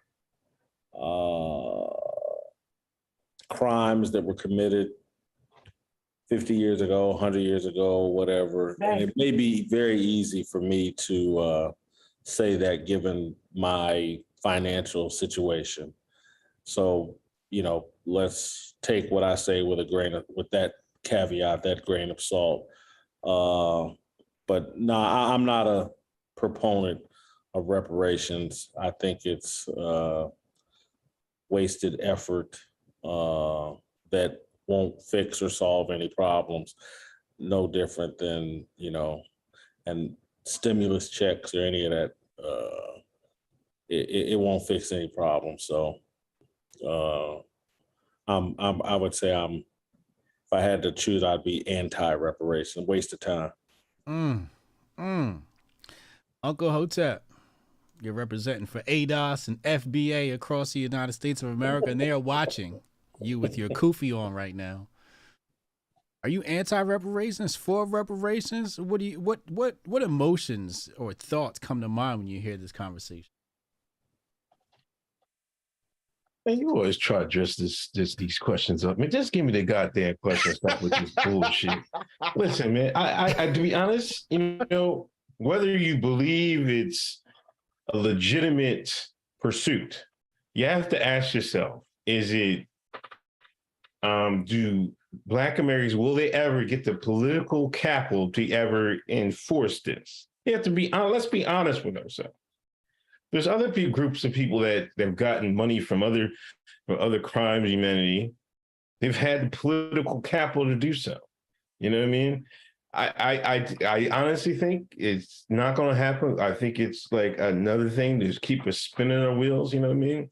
I think if you wanted to get that, we have to get ourselves so advanced. Then you would let's get to the top of the mountain. You want to get to the peak. Let's get that too. You have to do it then. You got to climb the mountain first to get that. You know what I mean? So this is this ask for this now. I think, to be honest, it's a waste of time. Is it a valid question that we should be asked? Yeah, but I just think we're wasting our time with that. We're not going to see that money. Come on, man. Let's be for real. And that's all I gotta say, man. I don't know why you trying to set me up with this shit, man. But that's you telling Negroes and shit. It's a lot of people that I saw. My brother, one of my Netta brothers, he said, he don't like when people say, oh, you got this defeatist attitude, like we not gonna get it. It's not defeatist. It's being realistic, man. Come on, man. Be for real. Be for real. And you got to tell people that. Okay, yeah. No, man, are you serious? It's not a defeat. It's just, let's be for real. We going to get it? Are we going to get it? No, I'm asking you, Tether. Are we going to get it? We going to get a check? I ain't think so, man. Come on, man. Be for real. I'm just a mediator here. We got to start. You want to buy some politicians in. We can't even buy none. How many politicians the FBA or Black Americans own? How much does Pfizer own? You trying to get my channel deleted now? Nah, man, you stop with these damn questions, man. See how he is, chat, man. Don't know I know how to push that nigga buttons like I do. Jeff Charles, anti-reparations, for reparations, waste of time, ambivalent. How do you feel, man? Black America's watching. Your coon card's on the line. That's right. Hold on a second. Let me get my tap dancing shoes on right quick. Does the government owe a debt? Yes, it does. It does. And government isn't the only entity that owes a debt. But yeah, it does owe a debt. That being said, am I going to use my platform or use most of my time to fight for something that probably isn't going to happen? No. It's why I don't really talk about this all that often. I'm open to the idea. I'm open to it if I saw a plan that I thought would work. But at the same time, Democrats don't want to do reparations. I don't know why anybody's even talking about this. Democrats will never do reparations. Why would they do reparations? First off, when you're going to vote for their asses anyway. Two, when they can continue dangling like a carrot that will be like, oh yeah, if we vote for them, we'll get the reparations. No, they're not going to do reparations. And Republicans sure as hell aren't going to do reparations because they're too stupid. So my thing is, yes, I do. I do believe that it's owed. I'm open to if I'm by some miracle I'm wrong and they start doing it, I'm not going to fight What against does it. it look like? What kind of check do people get? But that's the other issue, because I probably wouldn't. Everybody gets to be a millionaire. Everybody black gets to be a millionaire. Exactly. What? Well, yeah, and that's the other thing. Is it a check, or is it in the form of programs that can economically empower us? I don't know. Like I said, the government is very bad at fixing the shit that it broke. So I will say I'm open to it. As far as the form that it would take, that's above my pay grade. But here's my thing. Even if they did do reparations, if the government is still having its boot on our neck, if progressivism is still reigning supreme, what are those reparations really going to do long term? Nothing. So that to me, reparations doesn't rank as high on my priorities. Ukraine got your reparations. That's what I'll say. Well, I said we should identify as Ukrainians. We should move there. Then we'll get our reparations. Sonnie, reparations.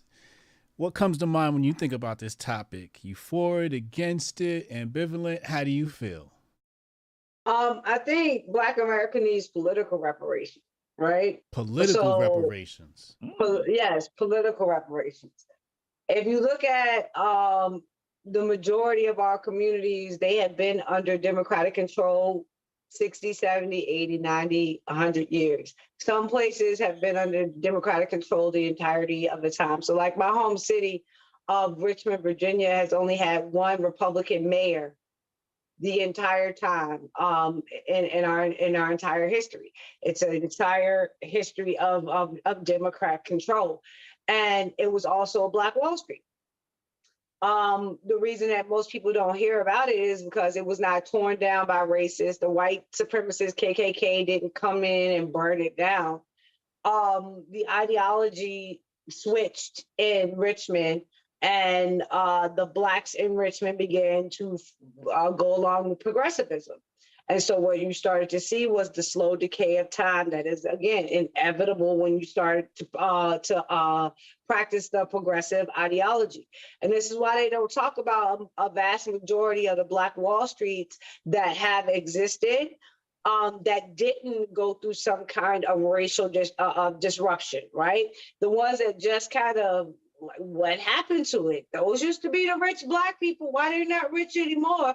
And usually it's more because the ideology changed, the incentive to be entrepreneurs, the incentive to have ownership, those things went away, or the burden by government to be in that position got higher and bigger, and people weren't able to stay in those areas and operate.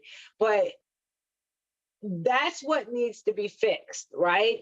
And then you start looking at what happened in terms of the New Deal coming in and those systemically racist programs coming in. So you're looking at redlining, you're looking at investment in communities, you're looking at access to banking, you're looking at like so many of these things, and they had never been taken off the books.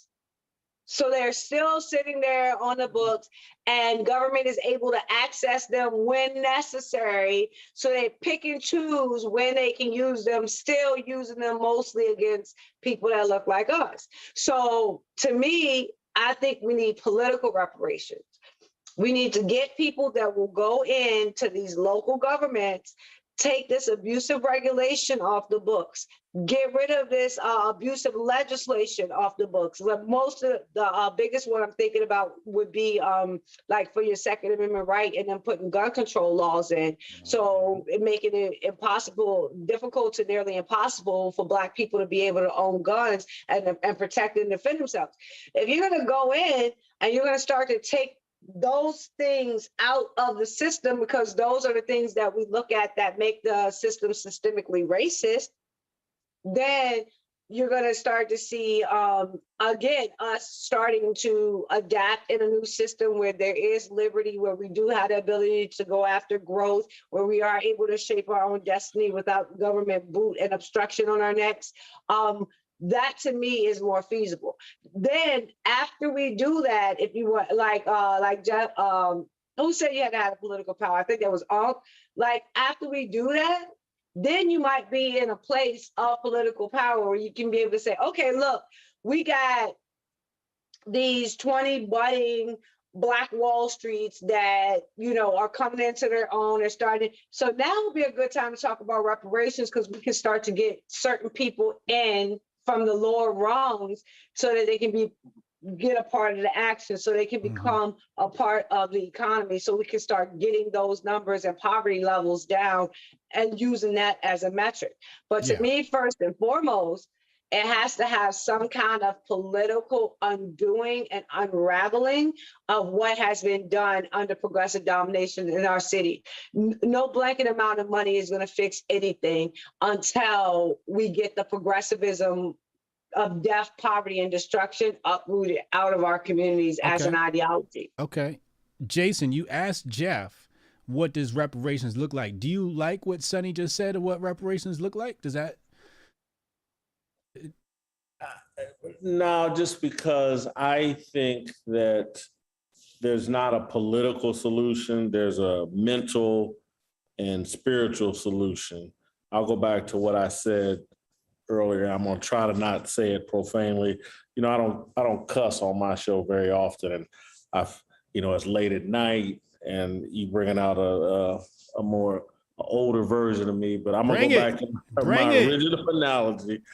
The problem with us is we sell pussy, and then we get mad when they come and buy it. And so we got a history going all the way back to the homie Africa of selling coochie. And so I'm gonna break it down in a sports way to understand it. Because what Sonnie's talking about is right. There were Black Wall Streets, and Black people ran their communities and made money and took care of themselves. But we convinced ourselves that the white man's ice is colder. And so that's why guys that own Negro Leagues baseball teams and Negro Leagues players thought, let me sell this pussy. Jackie Robinson, I don't want to play in the Negro Leagues. We're going to sell it to the Major League Baseball. We're the most dominant athletes in America. We got a history of that. We control none of it. And that's by choice, because we sold it and gave it away. LeBron James right now thinks he's a boss and blah, blah, blah. And I want to own the Las Vegas NBA franchise. And I want to join the white man's club. We talked about it today on the show. Ice Cube's trying to run this big three. Can't get nobody really Black to support him. He's partnered with a Jewish dude, blah, blah, blah. Kanye was the one celebrity that stepped in and helped him out financially when they got in a jam this year. Not LeBron James trying to say, you know what, let me invest in the big three. This is a league I can own and control. I started out talking about Isaiah Thomas at the beginning of this, when his reputation has been completely destroyed, decimated by fake news and the controlled media opposition. But the dude owned the CBA, Continental Basketball Association, and it was a problem for David Stern and the NBA. They didn't like Isaiah. They wanted to control that. They ran him out of business, used their puppets in the media to smear him, and turned the CBA into the D League or whatever, because they liked Isaiah's concept.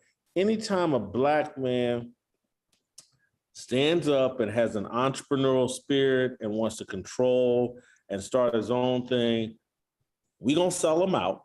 We're going to sell them out, and then we're going to start selling coochie, and we're going to be mad because the white man came in and bought some coochie from us. But that's what he does. And that's what any man does. Trust me, when the white man starts selling his coochie, we'll be in line to buy it, because that's what men do.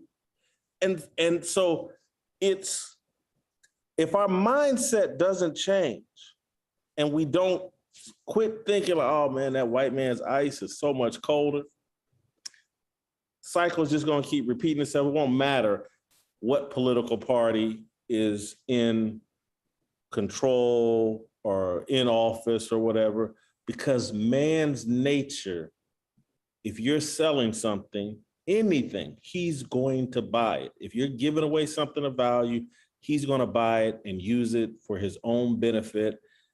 And again, you don't have to go outside the sports world. The Black man has sold his athletic talent to the white man forever. And it's by choice.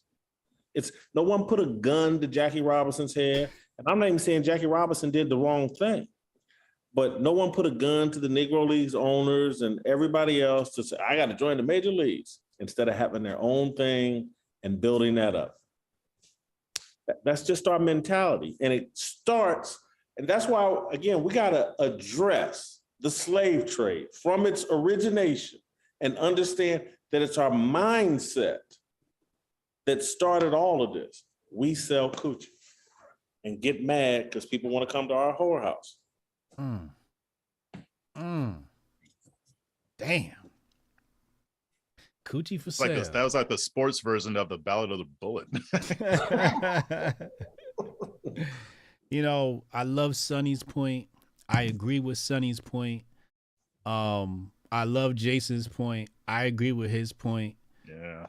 Uncle Hotep's on point. Jeff, you're on point. I haven't heard much tonight that I disagree with. I think everybody made some valid points. We're gonna run through super chats in the New Jersey Minute. Please forgive me for flying through these. As I'm flying through these panel, if you hear something that you'd like to respond to, please do. If you don't feel compelled to, do not feel compelled to. Tim Rogers, thank you. He said, a prayer of blessing for you all during this time. I cannot listen until later. I look forward to catching up. Blessings to you all. Appreciate you. Hit the replay. Chad Lemoyne, appreciate you. His messages twice were redacted. Black Hotep. What up, Trey? He said, shout out to Unc, Sonnie, Jeff Whitlock. That Hotep Jesus dude. That Hotep Jesus dude. On the subject of cooning, to me, them niggas shooting up the block be the real coons. Oh, man. Canon Hotep, he said, let's go. Good, healthy discourse. Shout out to Canon Hotep. Make sure you subscribe to Canon Hotep's YouTube channel. Histo Psychonaut, he said, thanks, Uncle Hotep. Lots of Uncle Hotep fans in the chat today. CJ, what up, bro? Kashmir Rocks. It's funny you said separate God and government, Caesars, because the whole Christianity is simply the pagan beliefs collected by the Roman government retelling history. Jesus means to hell to Zeus. Steph Colonel, race is a European construct. Tune in and drop out. He said in 1776, the real power rested with the states. The founders created a framework but lacked the power to force states to outlaw slavery. But it was the founding that emboldened many of those states to outlaw slavery. Kashmir Rocks, he said, Jason, when you say get back to biblical values, are those back when our masters forced and beat the Christ into us? Or back when the Greeks stole the pure understanding of Yahshua from Hebrews? Oh, man. My dude just went full Hotep. Steph currently says, start the court. Jason, Can I respond to that, or we gotta wait to the end? No, go ahead. Oh, look. Here's what we have to understand about America, unless we want to leave America, or unless you believe in the rewriting of the Constitution. They designed a system here in America. And again, didn't ask us, but this is the system they designed. They designed a system that works if you adopt biblical values. You read anything about the writing of the Constitution, the people, they're all saying it was biblically inspired. There are people that have written books on all the passages that were basically taken, adopted from the Bible. America is a system, whether we like it or not, that was designed for people to adopt biblical values. You want to reject those values, you have that right and freedom. Deal with the consequences of that. This system will not work that well for you if you reject those biblical values and concepts. If you want to have success in this country, adopt those values and you'll have success. You can go a different route and say, you know what, let's rewrite the Constitution. Let's adopt this Marxism stuff and a movement that we got going on, and we'll rewrite and overthrow this whole thing, and we'll come up with a system that favors non-Christians. You do that. There are people, though, that have chosen, you know what, I'm going to adopt these biblical values, and I'm going to use them and implement them, and I'm going to have success in this country. And so it's just a choice. So I don't even want to debate that person. I just want to say, this is the system they designed. Here's the playbook, the Bible, that works best in this system. Feel free to use it, feel free to reject it, go a different route, but the system is what it is. Well said. If this is your first time watching this channel, hit the subscribe button. George Osei said, I'm glad I was able to watch this. Chad Lemoyne, he said, this $9.99 for the $9.99. Unc is dropping tonight. Unc is on it tonight. I'm still team Hotep Jesus, Sonnie, and Jeff, but respect where it's due. Higo, he said, if white supremacy was real, then Putin wouldn't be fighting Europe right now. Oh, man. Just saying, yo, he said, are DEI policies white supremacy? What the hell is DEI? What's he talking about? Diversity, equity, and inclusivity, or whatever. Diversity, equity, inclusion. Oh, that's what they're going running with now? Yeah. Yep. Yeah, that's white supremacy. In my opinion. Histo, Psychonaut, are you not entertained? J.A., thank you. Entertained. He said, thank you all for being here. Peace and love to the chat and the panel. John Chapman, it seems that black women have far more political influence than black men. Sorry, Sonnie. Given that men have more conservative masculine values, would the country be better off if more black men were voting? Love y'all. Yes. No. Sonnie Johnson should be the only one the only woman who has sway. That's what I think. Well, y'all know I have a specific segment on my show where I bring black men in and I turn the microphone over to them to let them speak. And because I know their voice has been marginalized in this conversation. And I love my black men, and everybody knows I'm gonna stand up and defend my black men. But as a black woman, don't think I'm going to underestimate my own ability to have some kind of influence in this conversation, because I'm going to be right here in your face, making sure I drop gems every single time I do so. Jeff, you said yes. Yeah, it was the question. I'm sorry, I got lost. I had a brain fart. Jason, you said no. Yeah, black men need to do more leading than voting, but we've been emasculated, and some of us have accepted that. We got a very matriarchal culture. Well, I don't think those have to be mutually exclusive, though. I agree with you, but I don't think they have to be like exclusive.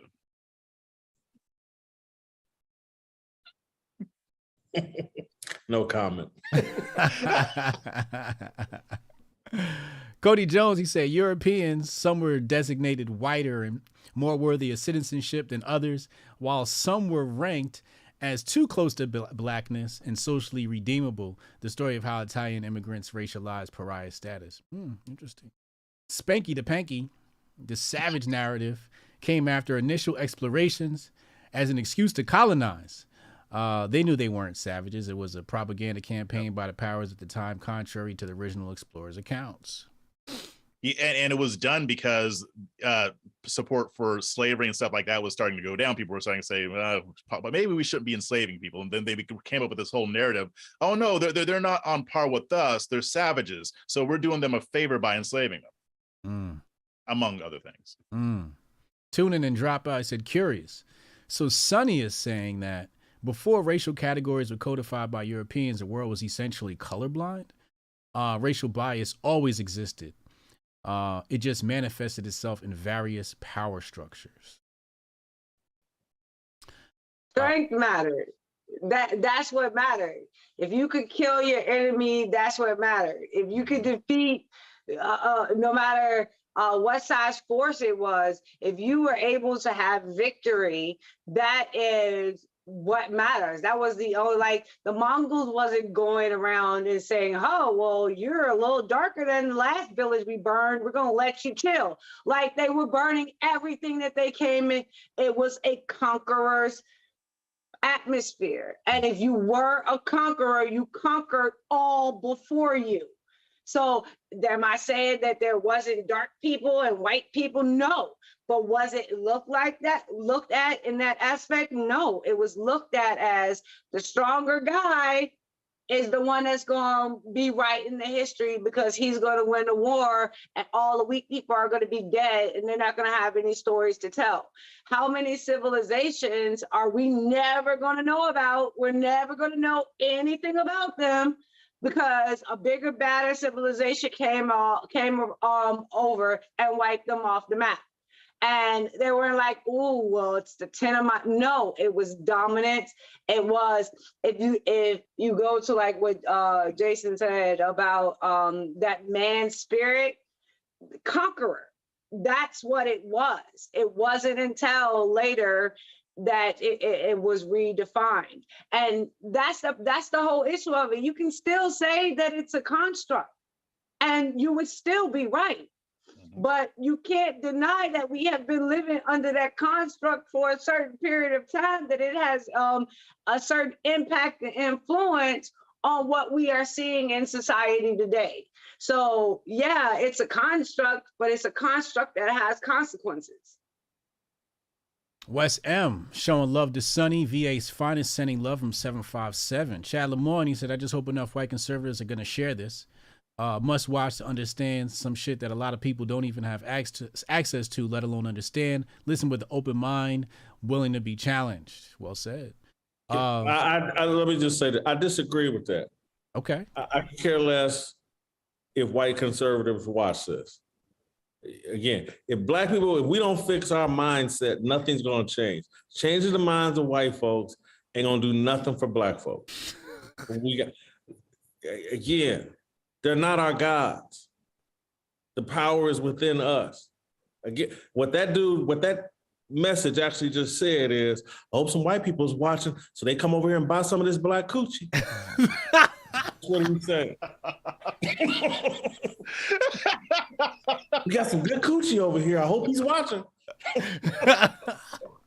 But Jason, isn't it important for white to understand black conservatives? No, it's important what we do. Trust me. When we done with here, I'm gonna go get on my Stairmaster and work out because I need to lose weight. Okay. If you get on the Stairmaster, I'm not gonna lose weight. If the white man gets on the Stairmaster, I'm not gonna lose weight. Only way I'm gonna lose weight is if I take my fat ass and get on this Stairmaster. We keep sitting around, oh boy, once the white man gets on board, we gonna party. Oh, when the white man gets on board, we gonna party. It's gonna be like heaven when the white man gets on board. Oh, it's not. Chad, you're a white supremacist. White savior. White savior complex. Chad got a white savior complex. Just saying, yo, he said, if you don't give Unc any time, he'll never be able to audition for Jason's new Uncle Jimmy. Dub Will, he said, Jason Whitlock, can we get you and Curtis Schoon to start back up again? I thought about Curtis today when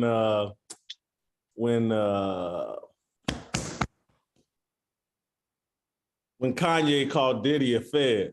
Because I know that's something Curtis agrees with. He's been a longtime critic of Diddy, and nobody has a better understanding of the rap music industry and how it's used to exploit and exploits people anyway.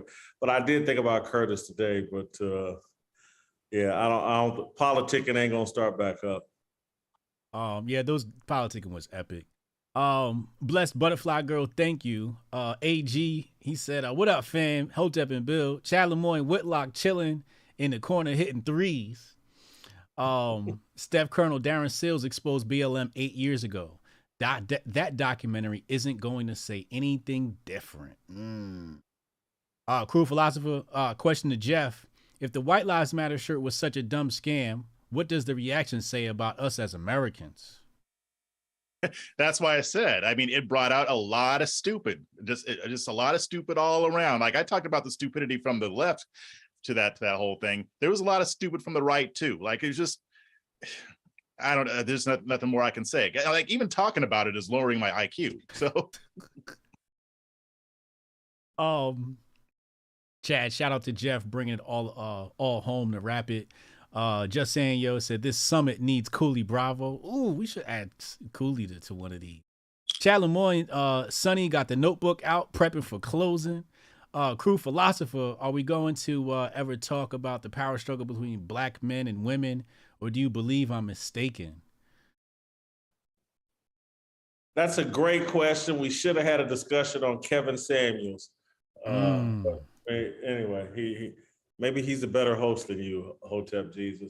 Brian, my bad, Brian. I think Jason's trying to get us all canceled. Kevin Samuels.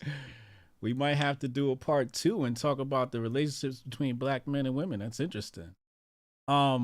Just saying, yo, he said, ask Sonnie, at this point, how much of Sunday's segregation is self-imposed? Oh. Well, it's basically because the churches are localized. You can look at and define it through red lines and how they've been set as far as our communities and their position and locations within cities. I like to say something else though, right? I think every single one of us that is on this panel could say that we understand using conservatism and its principles to become successes, to have some kind of success in our lives. And I don't think any of us would recommend a different ideology to anyone that came into our atmosphere. Like understanding that we know conservatism works, that if you apply it, you're going to get the results, that it is not easy, it requires sacrifice. Sometimes you have to say no, you don't always get what you want, but in the end, you can say that it was worth it. I think every single one of us here would acknowledge that. So now that we have got to that point of personal success, and we choose that our next move is to look back and to see how we can lessen some of the problems that we saw growing up in our communities, that same old trope and talk about, oh no, it's going to be your personal. I've already handled my personal responsibility. Now I'm moved on to how can I change policy within our communities to help usher in a space where that ideology of conservatism can actually thrive and come to fruition, as opposed to being under the boot of progressivism.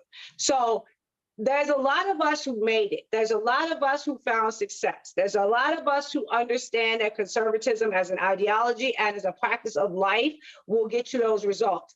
If we come back around and say, we want that same ideology that we know gets results to be implemented into our communities, I don't understand where the problem is with that, where the disconnect is to say that what we practice in our everyday lives can be applied within politics, within these communities, as well as an ideology. Chad Lamorne said, Sonnie with the bar, praying repentance. Hey, hold for 1 second, because that's interesting. I want to. Okay. I got something to. I'm asking sincerely.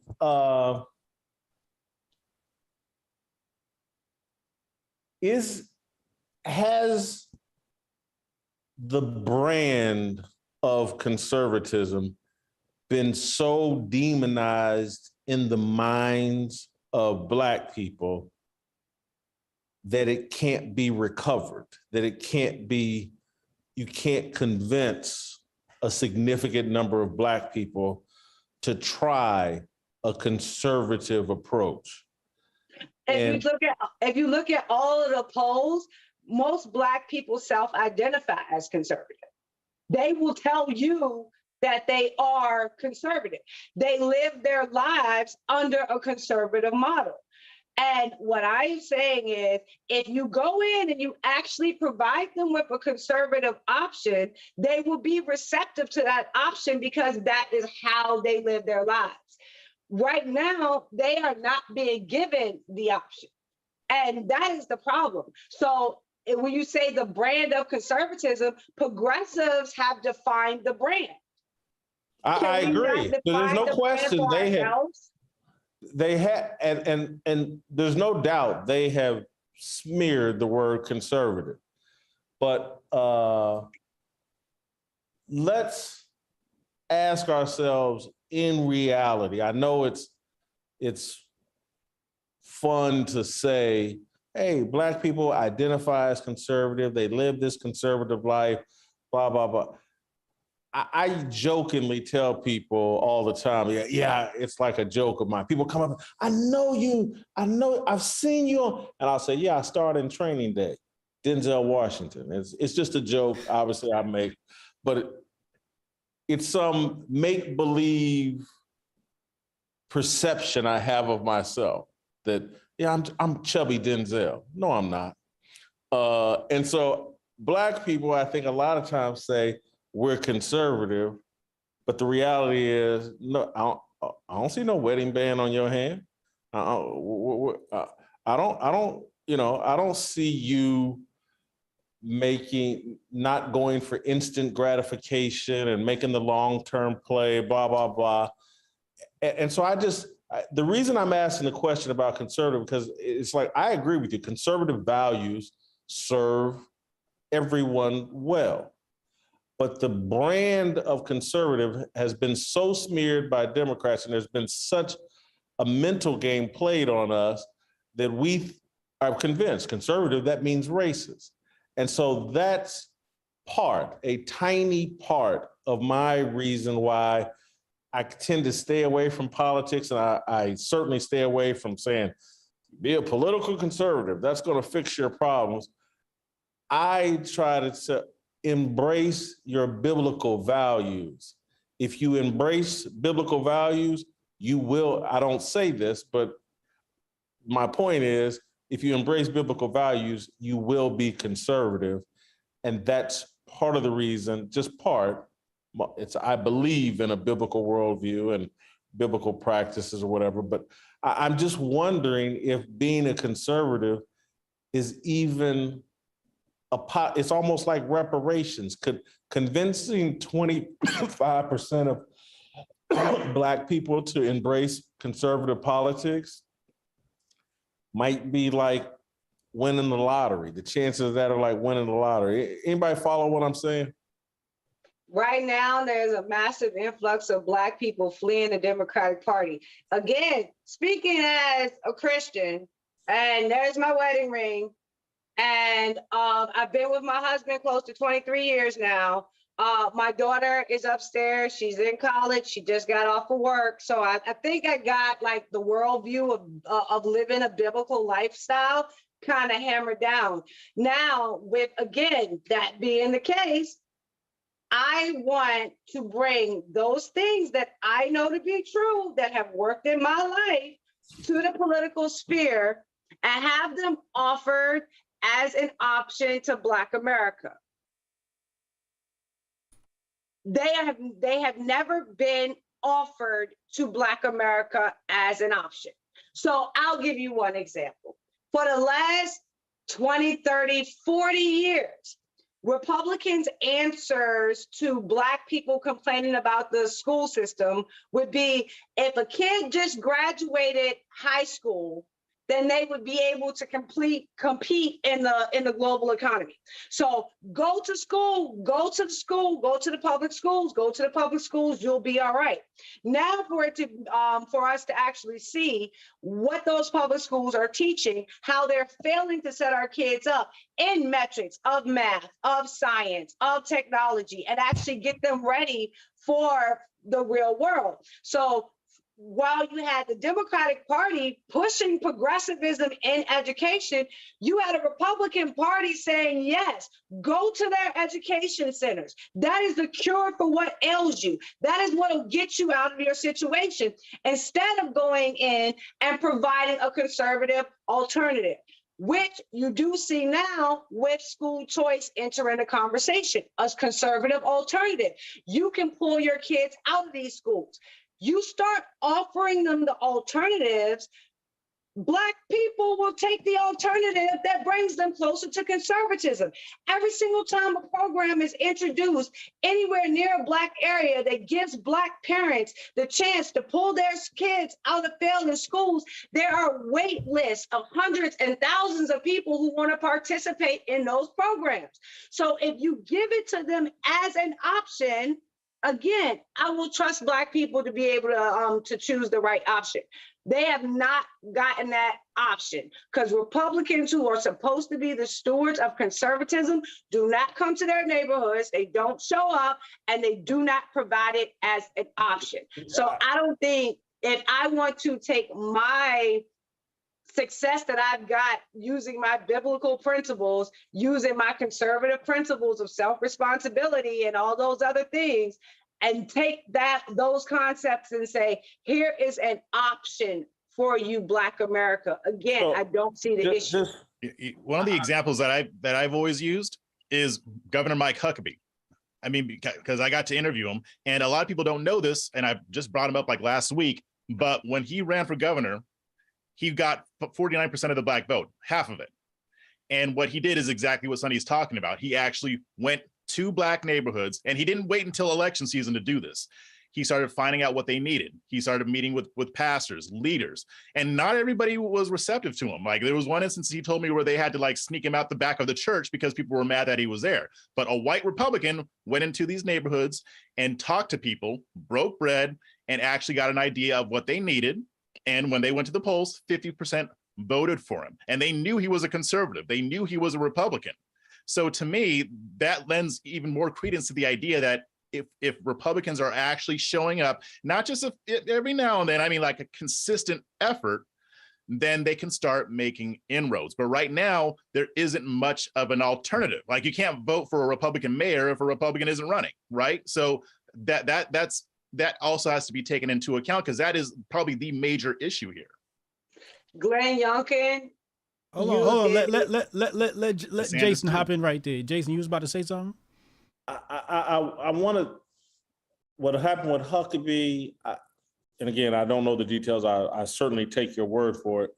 But again, that might be a one-off, an aberration, and it's great. I'm not saying that it's not a possibility. And as it relates to Sonnie, just in particular, it's like, keep in mind, a lot of this stuff I'm talking about myself as well, in terms of, here's an option, a conservative option that's on the table for Black people, and there's nothing the white man can do to stop it. Marriage.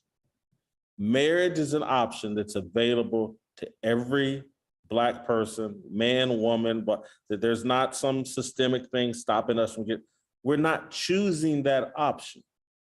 There's nothing stopping us. We have embraced a mentality that we don't think marriage is that important. And again, part of it, anything that's branded conservative, we've had a mental game played on us that we think it's our enemy. And we think liberal and progressive is our best friend. And so it's like my tactic or strategy or default is like, we need to offer Black people a pathway back to God. If they go back to God, then they're going to embrace their conservative side. It won't just be a talking point and say, yeah, I'm conservative. Well, hold on, your actions, again, Sonnie, I get your actions actually say you're conservative and have a biblical worldview. You're married, been married for 23 years. You've raised good kids that are successful. Totally get it. But I'm looking at too many of us, myself included, who did not value family, who valued going out and chasing young tail and all that other stuff. My values weren't in order. And I know too many other people like me, values not in order. And that's why 75% of us aren't married. A bunch of us got kids, stray kids everywhere. Blah, blah. And so it's easy to say I'm conservative. It's actually hard to live it out the way that you're doing it, Sonnie. And I'm just wondering, again, have they so damaged the brand of conservatism that we can't say it's I'll go to an example from The Wire. They're selling bad dope, and so they rebranded it and gave it a different name, and that was Stringer Bell's solution. And I'm just wondering, like, if that brand of conservatism has been so damaged by Black people that we can't effectively sell it to Black people. I'll just say I don't believe that to be the case. I think we've exhausted that topic. Well said, everyone. They got my brain juices flowing. Pause. If just in case I got to. Sonnie with the bar, prayer and repentance. U.S. Do the work, let God do the work in the U.S. The gates of hell cannot prevail. Adam Rezick is the programmer for the Grifties, grifties.com. Make sure y'all go nominate and vote, grifties.com. He says, legendary stream. Thank you, bro. LJN with the big boy super chat.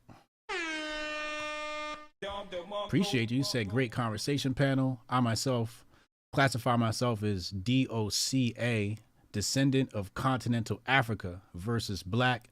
Sonnie can't wait to hear tomorrow's show. Cruel philosopher, he said reparations is like a woman squirting. Do I expect it? No, but if it happens, great. What? Oh my God. Inside of the ages, it's monopoly money if we don't end the Fed. That should be the biggest Black issue. Central banks kill generational wealth. Inside the ages, Black Wall Street is about central bank control. Kamuri Joe, he said, peace to the esteemed panel. Shout out to Jason Whitlock for still being one of the few interesting Black journalists out there. Art Dog, tuition for the best class ever. Thank you, Art Dog. Wonderful compliment. P-Dog Knight, he said, time to change the name of the stream. Coochie for sale. Sorry, Sonnie, you the real star here. Coochie for sale. I'll never forgive you for that, Jason. Just saying, yo, integration was infiltration. Hotep Jesus quote. Yeah, I got that from my aunt. My moon vacation said, love all 5 of you. Keep up your good works in this word. I think she said world. Appreciate all you. LOL, where the coochie at? G at NYC, great panel, Jason and Jeff. Chad Lemoyne, I'm blocking Jason's next 3 for killing me. Blessed Butterfly, big girl super chat. Thank you. Steph Colonel said next summit. Maj Toure, Angela Stan King, Cooley Bravo, and Bryson Gray. Oh my God. Steph Colonel, it's past Unc's bedtime. John J, what the hell John J been at? He says, shout out Hotep J and Unc. Y'all really still doing y'all thing. Of course, yes, consistency breeds success. Katie Bogren, great discussion. I've already written down the next 2 topics. I'm going to think of 2 more for part 2. I'm going to bring the same people back. We're not going to change this up until I feel like I need to. I like this panel. These are the minds I love, the minds I want to hear, the minds I respect most in this space. So I'm going to bring them back for part 2. I'm not sure when. We'll figure that out. But I already have our next 2 topics, and I'm going to add 2 more, and we'll get this back going. Everybody's link is in the description box below. You can follow Jason, Sonnie, Jeff Charles, and Uncle Hotep on Twitter. The links are below. Find out what they're into. Jason, he's over there with Glenn Beck at The Blaze. He's got his show Fearless. Sonnie Johnson is over there at Sirius XM Radio, Patriot Radio.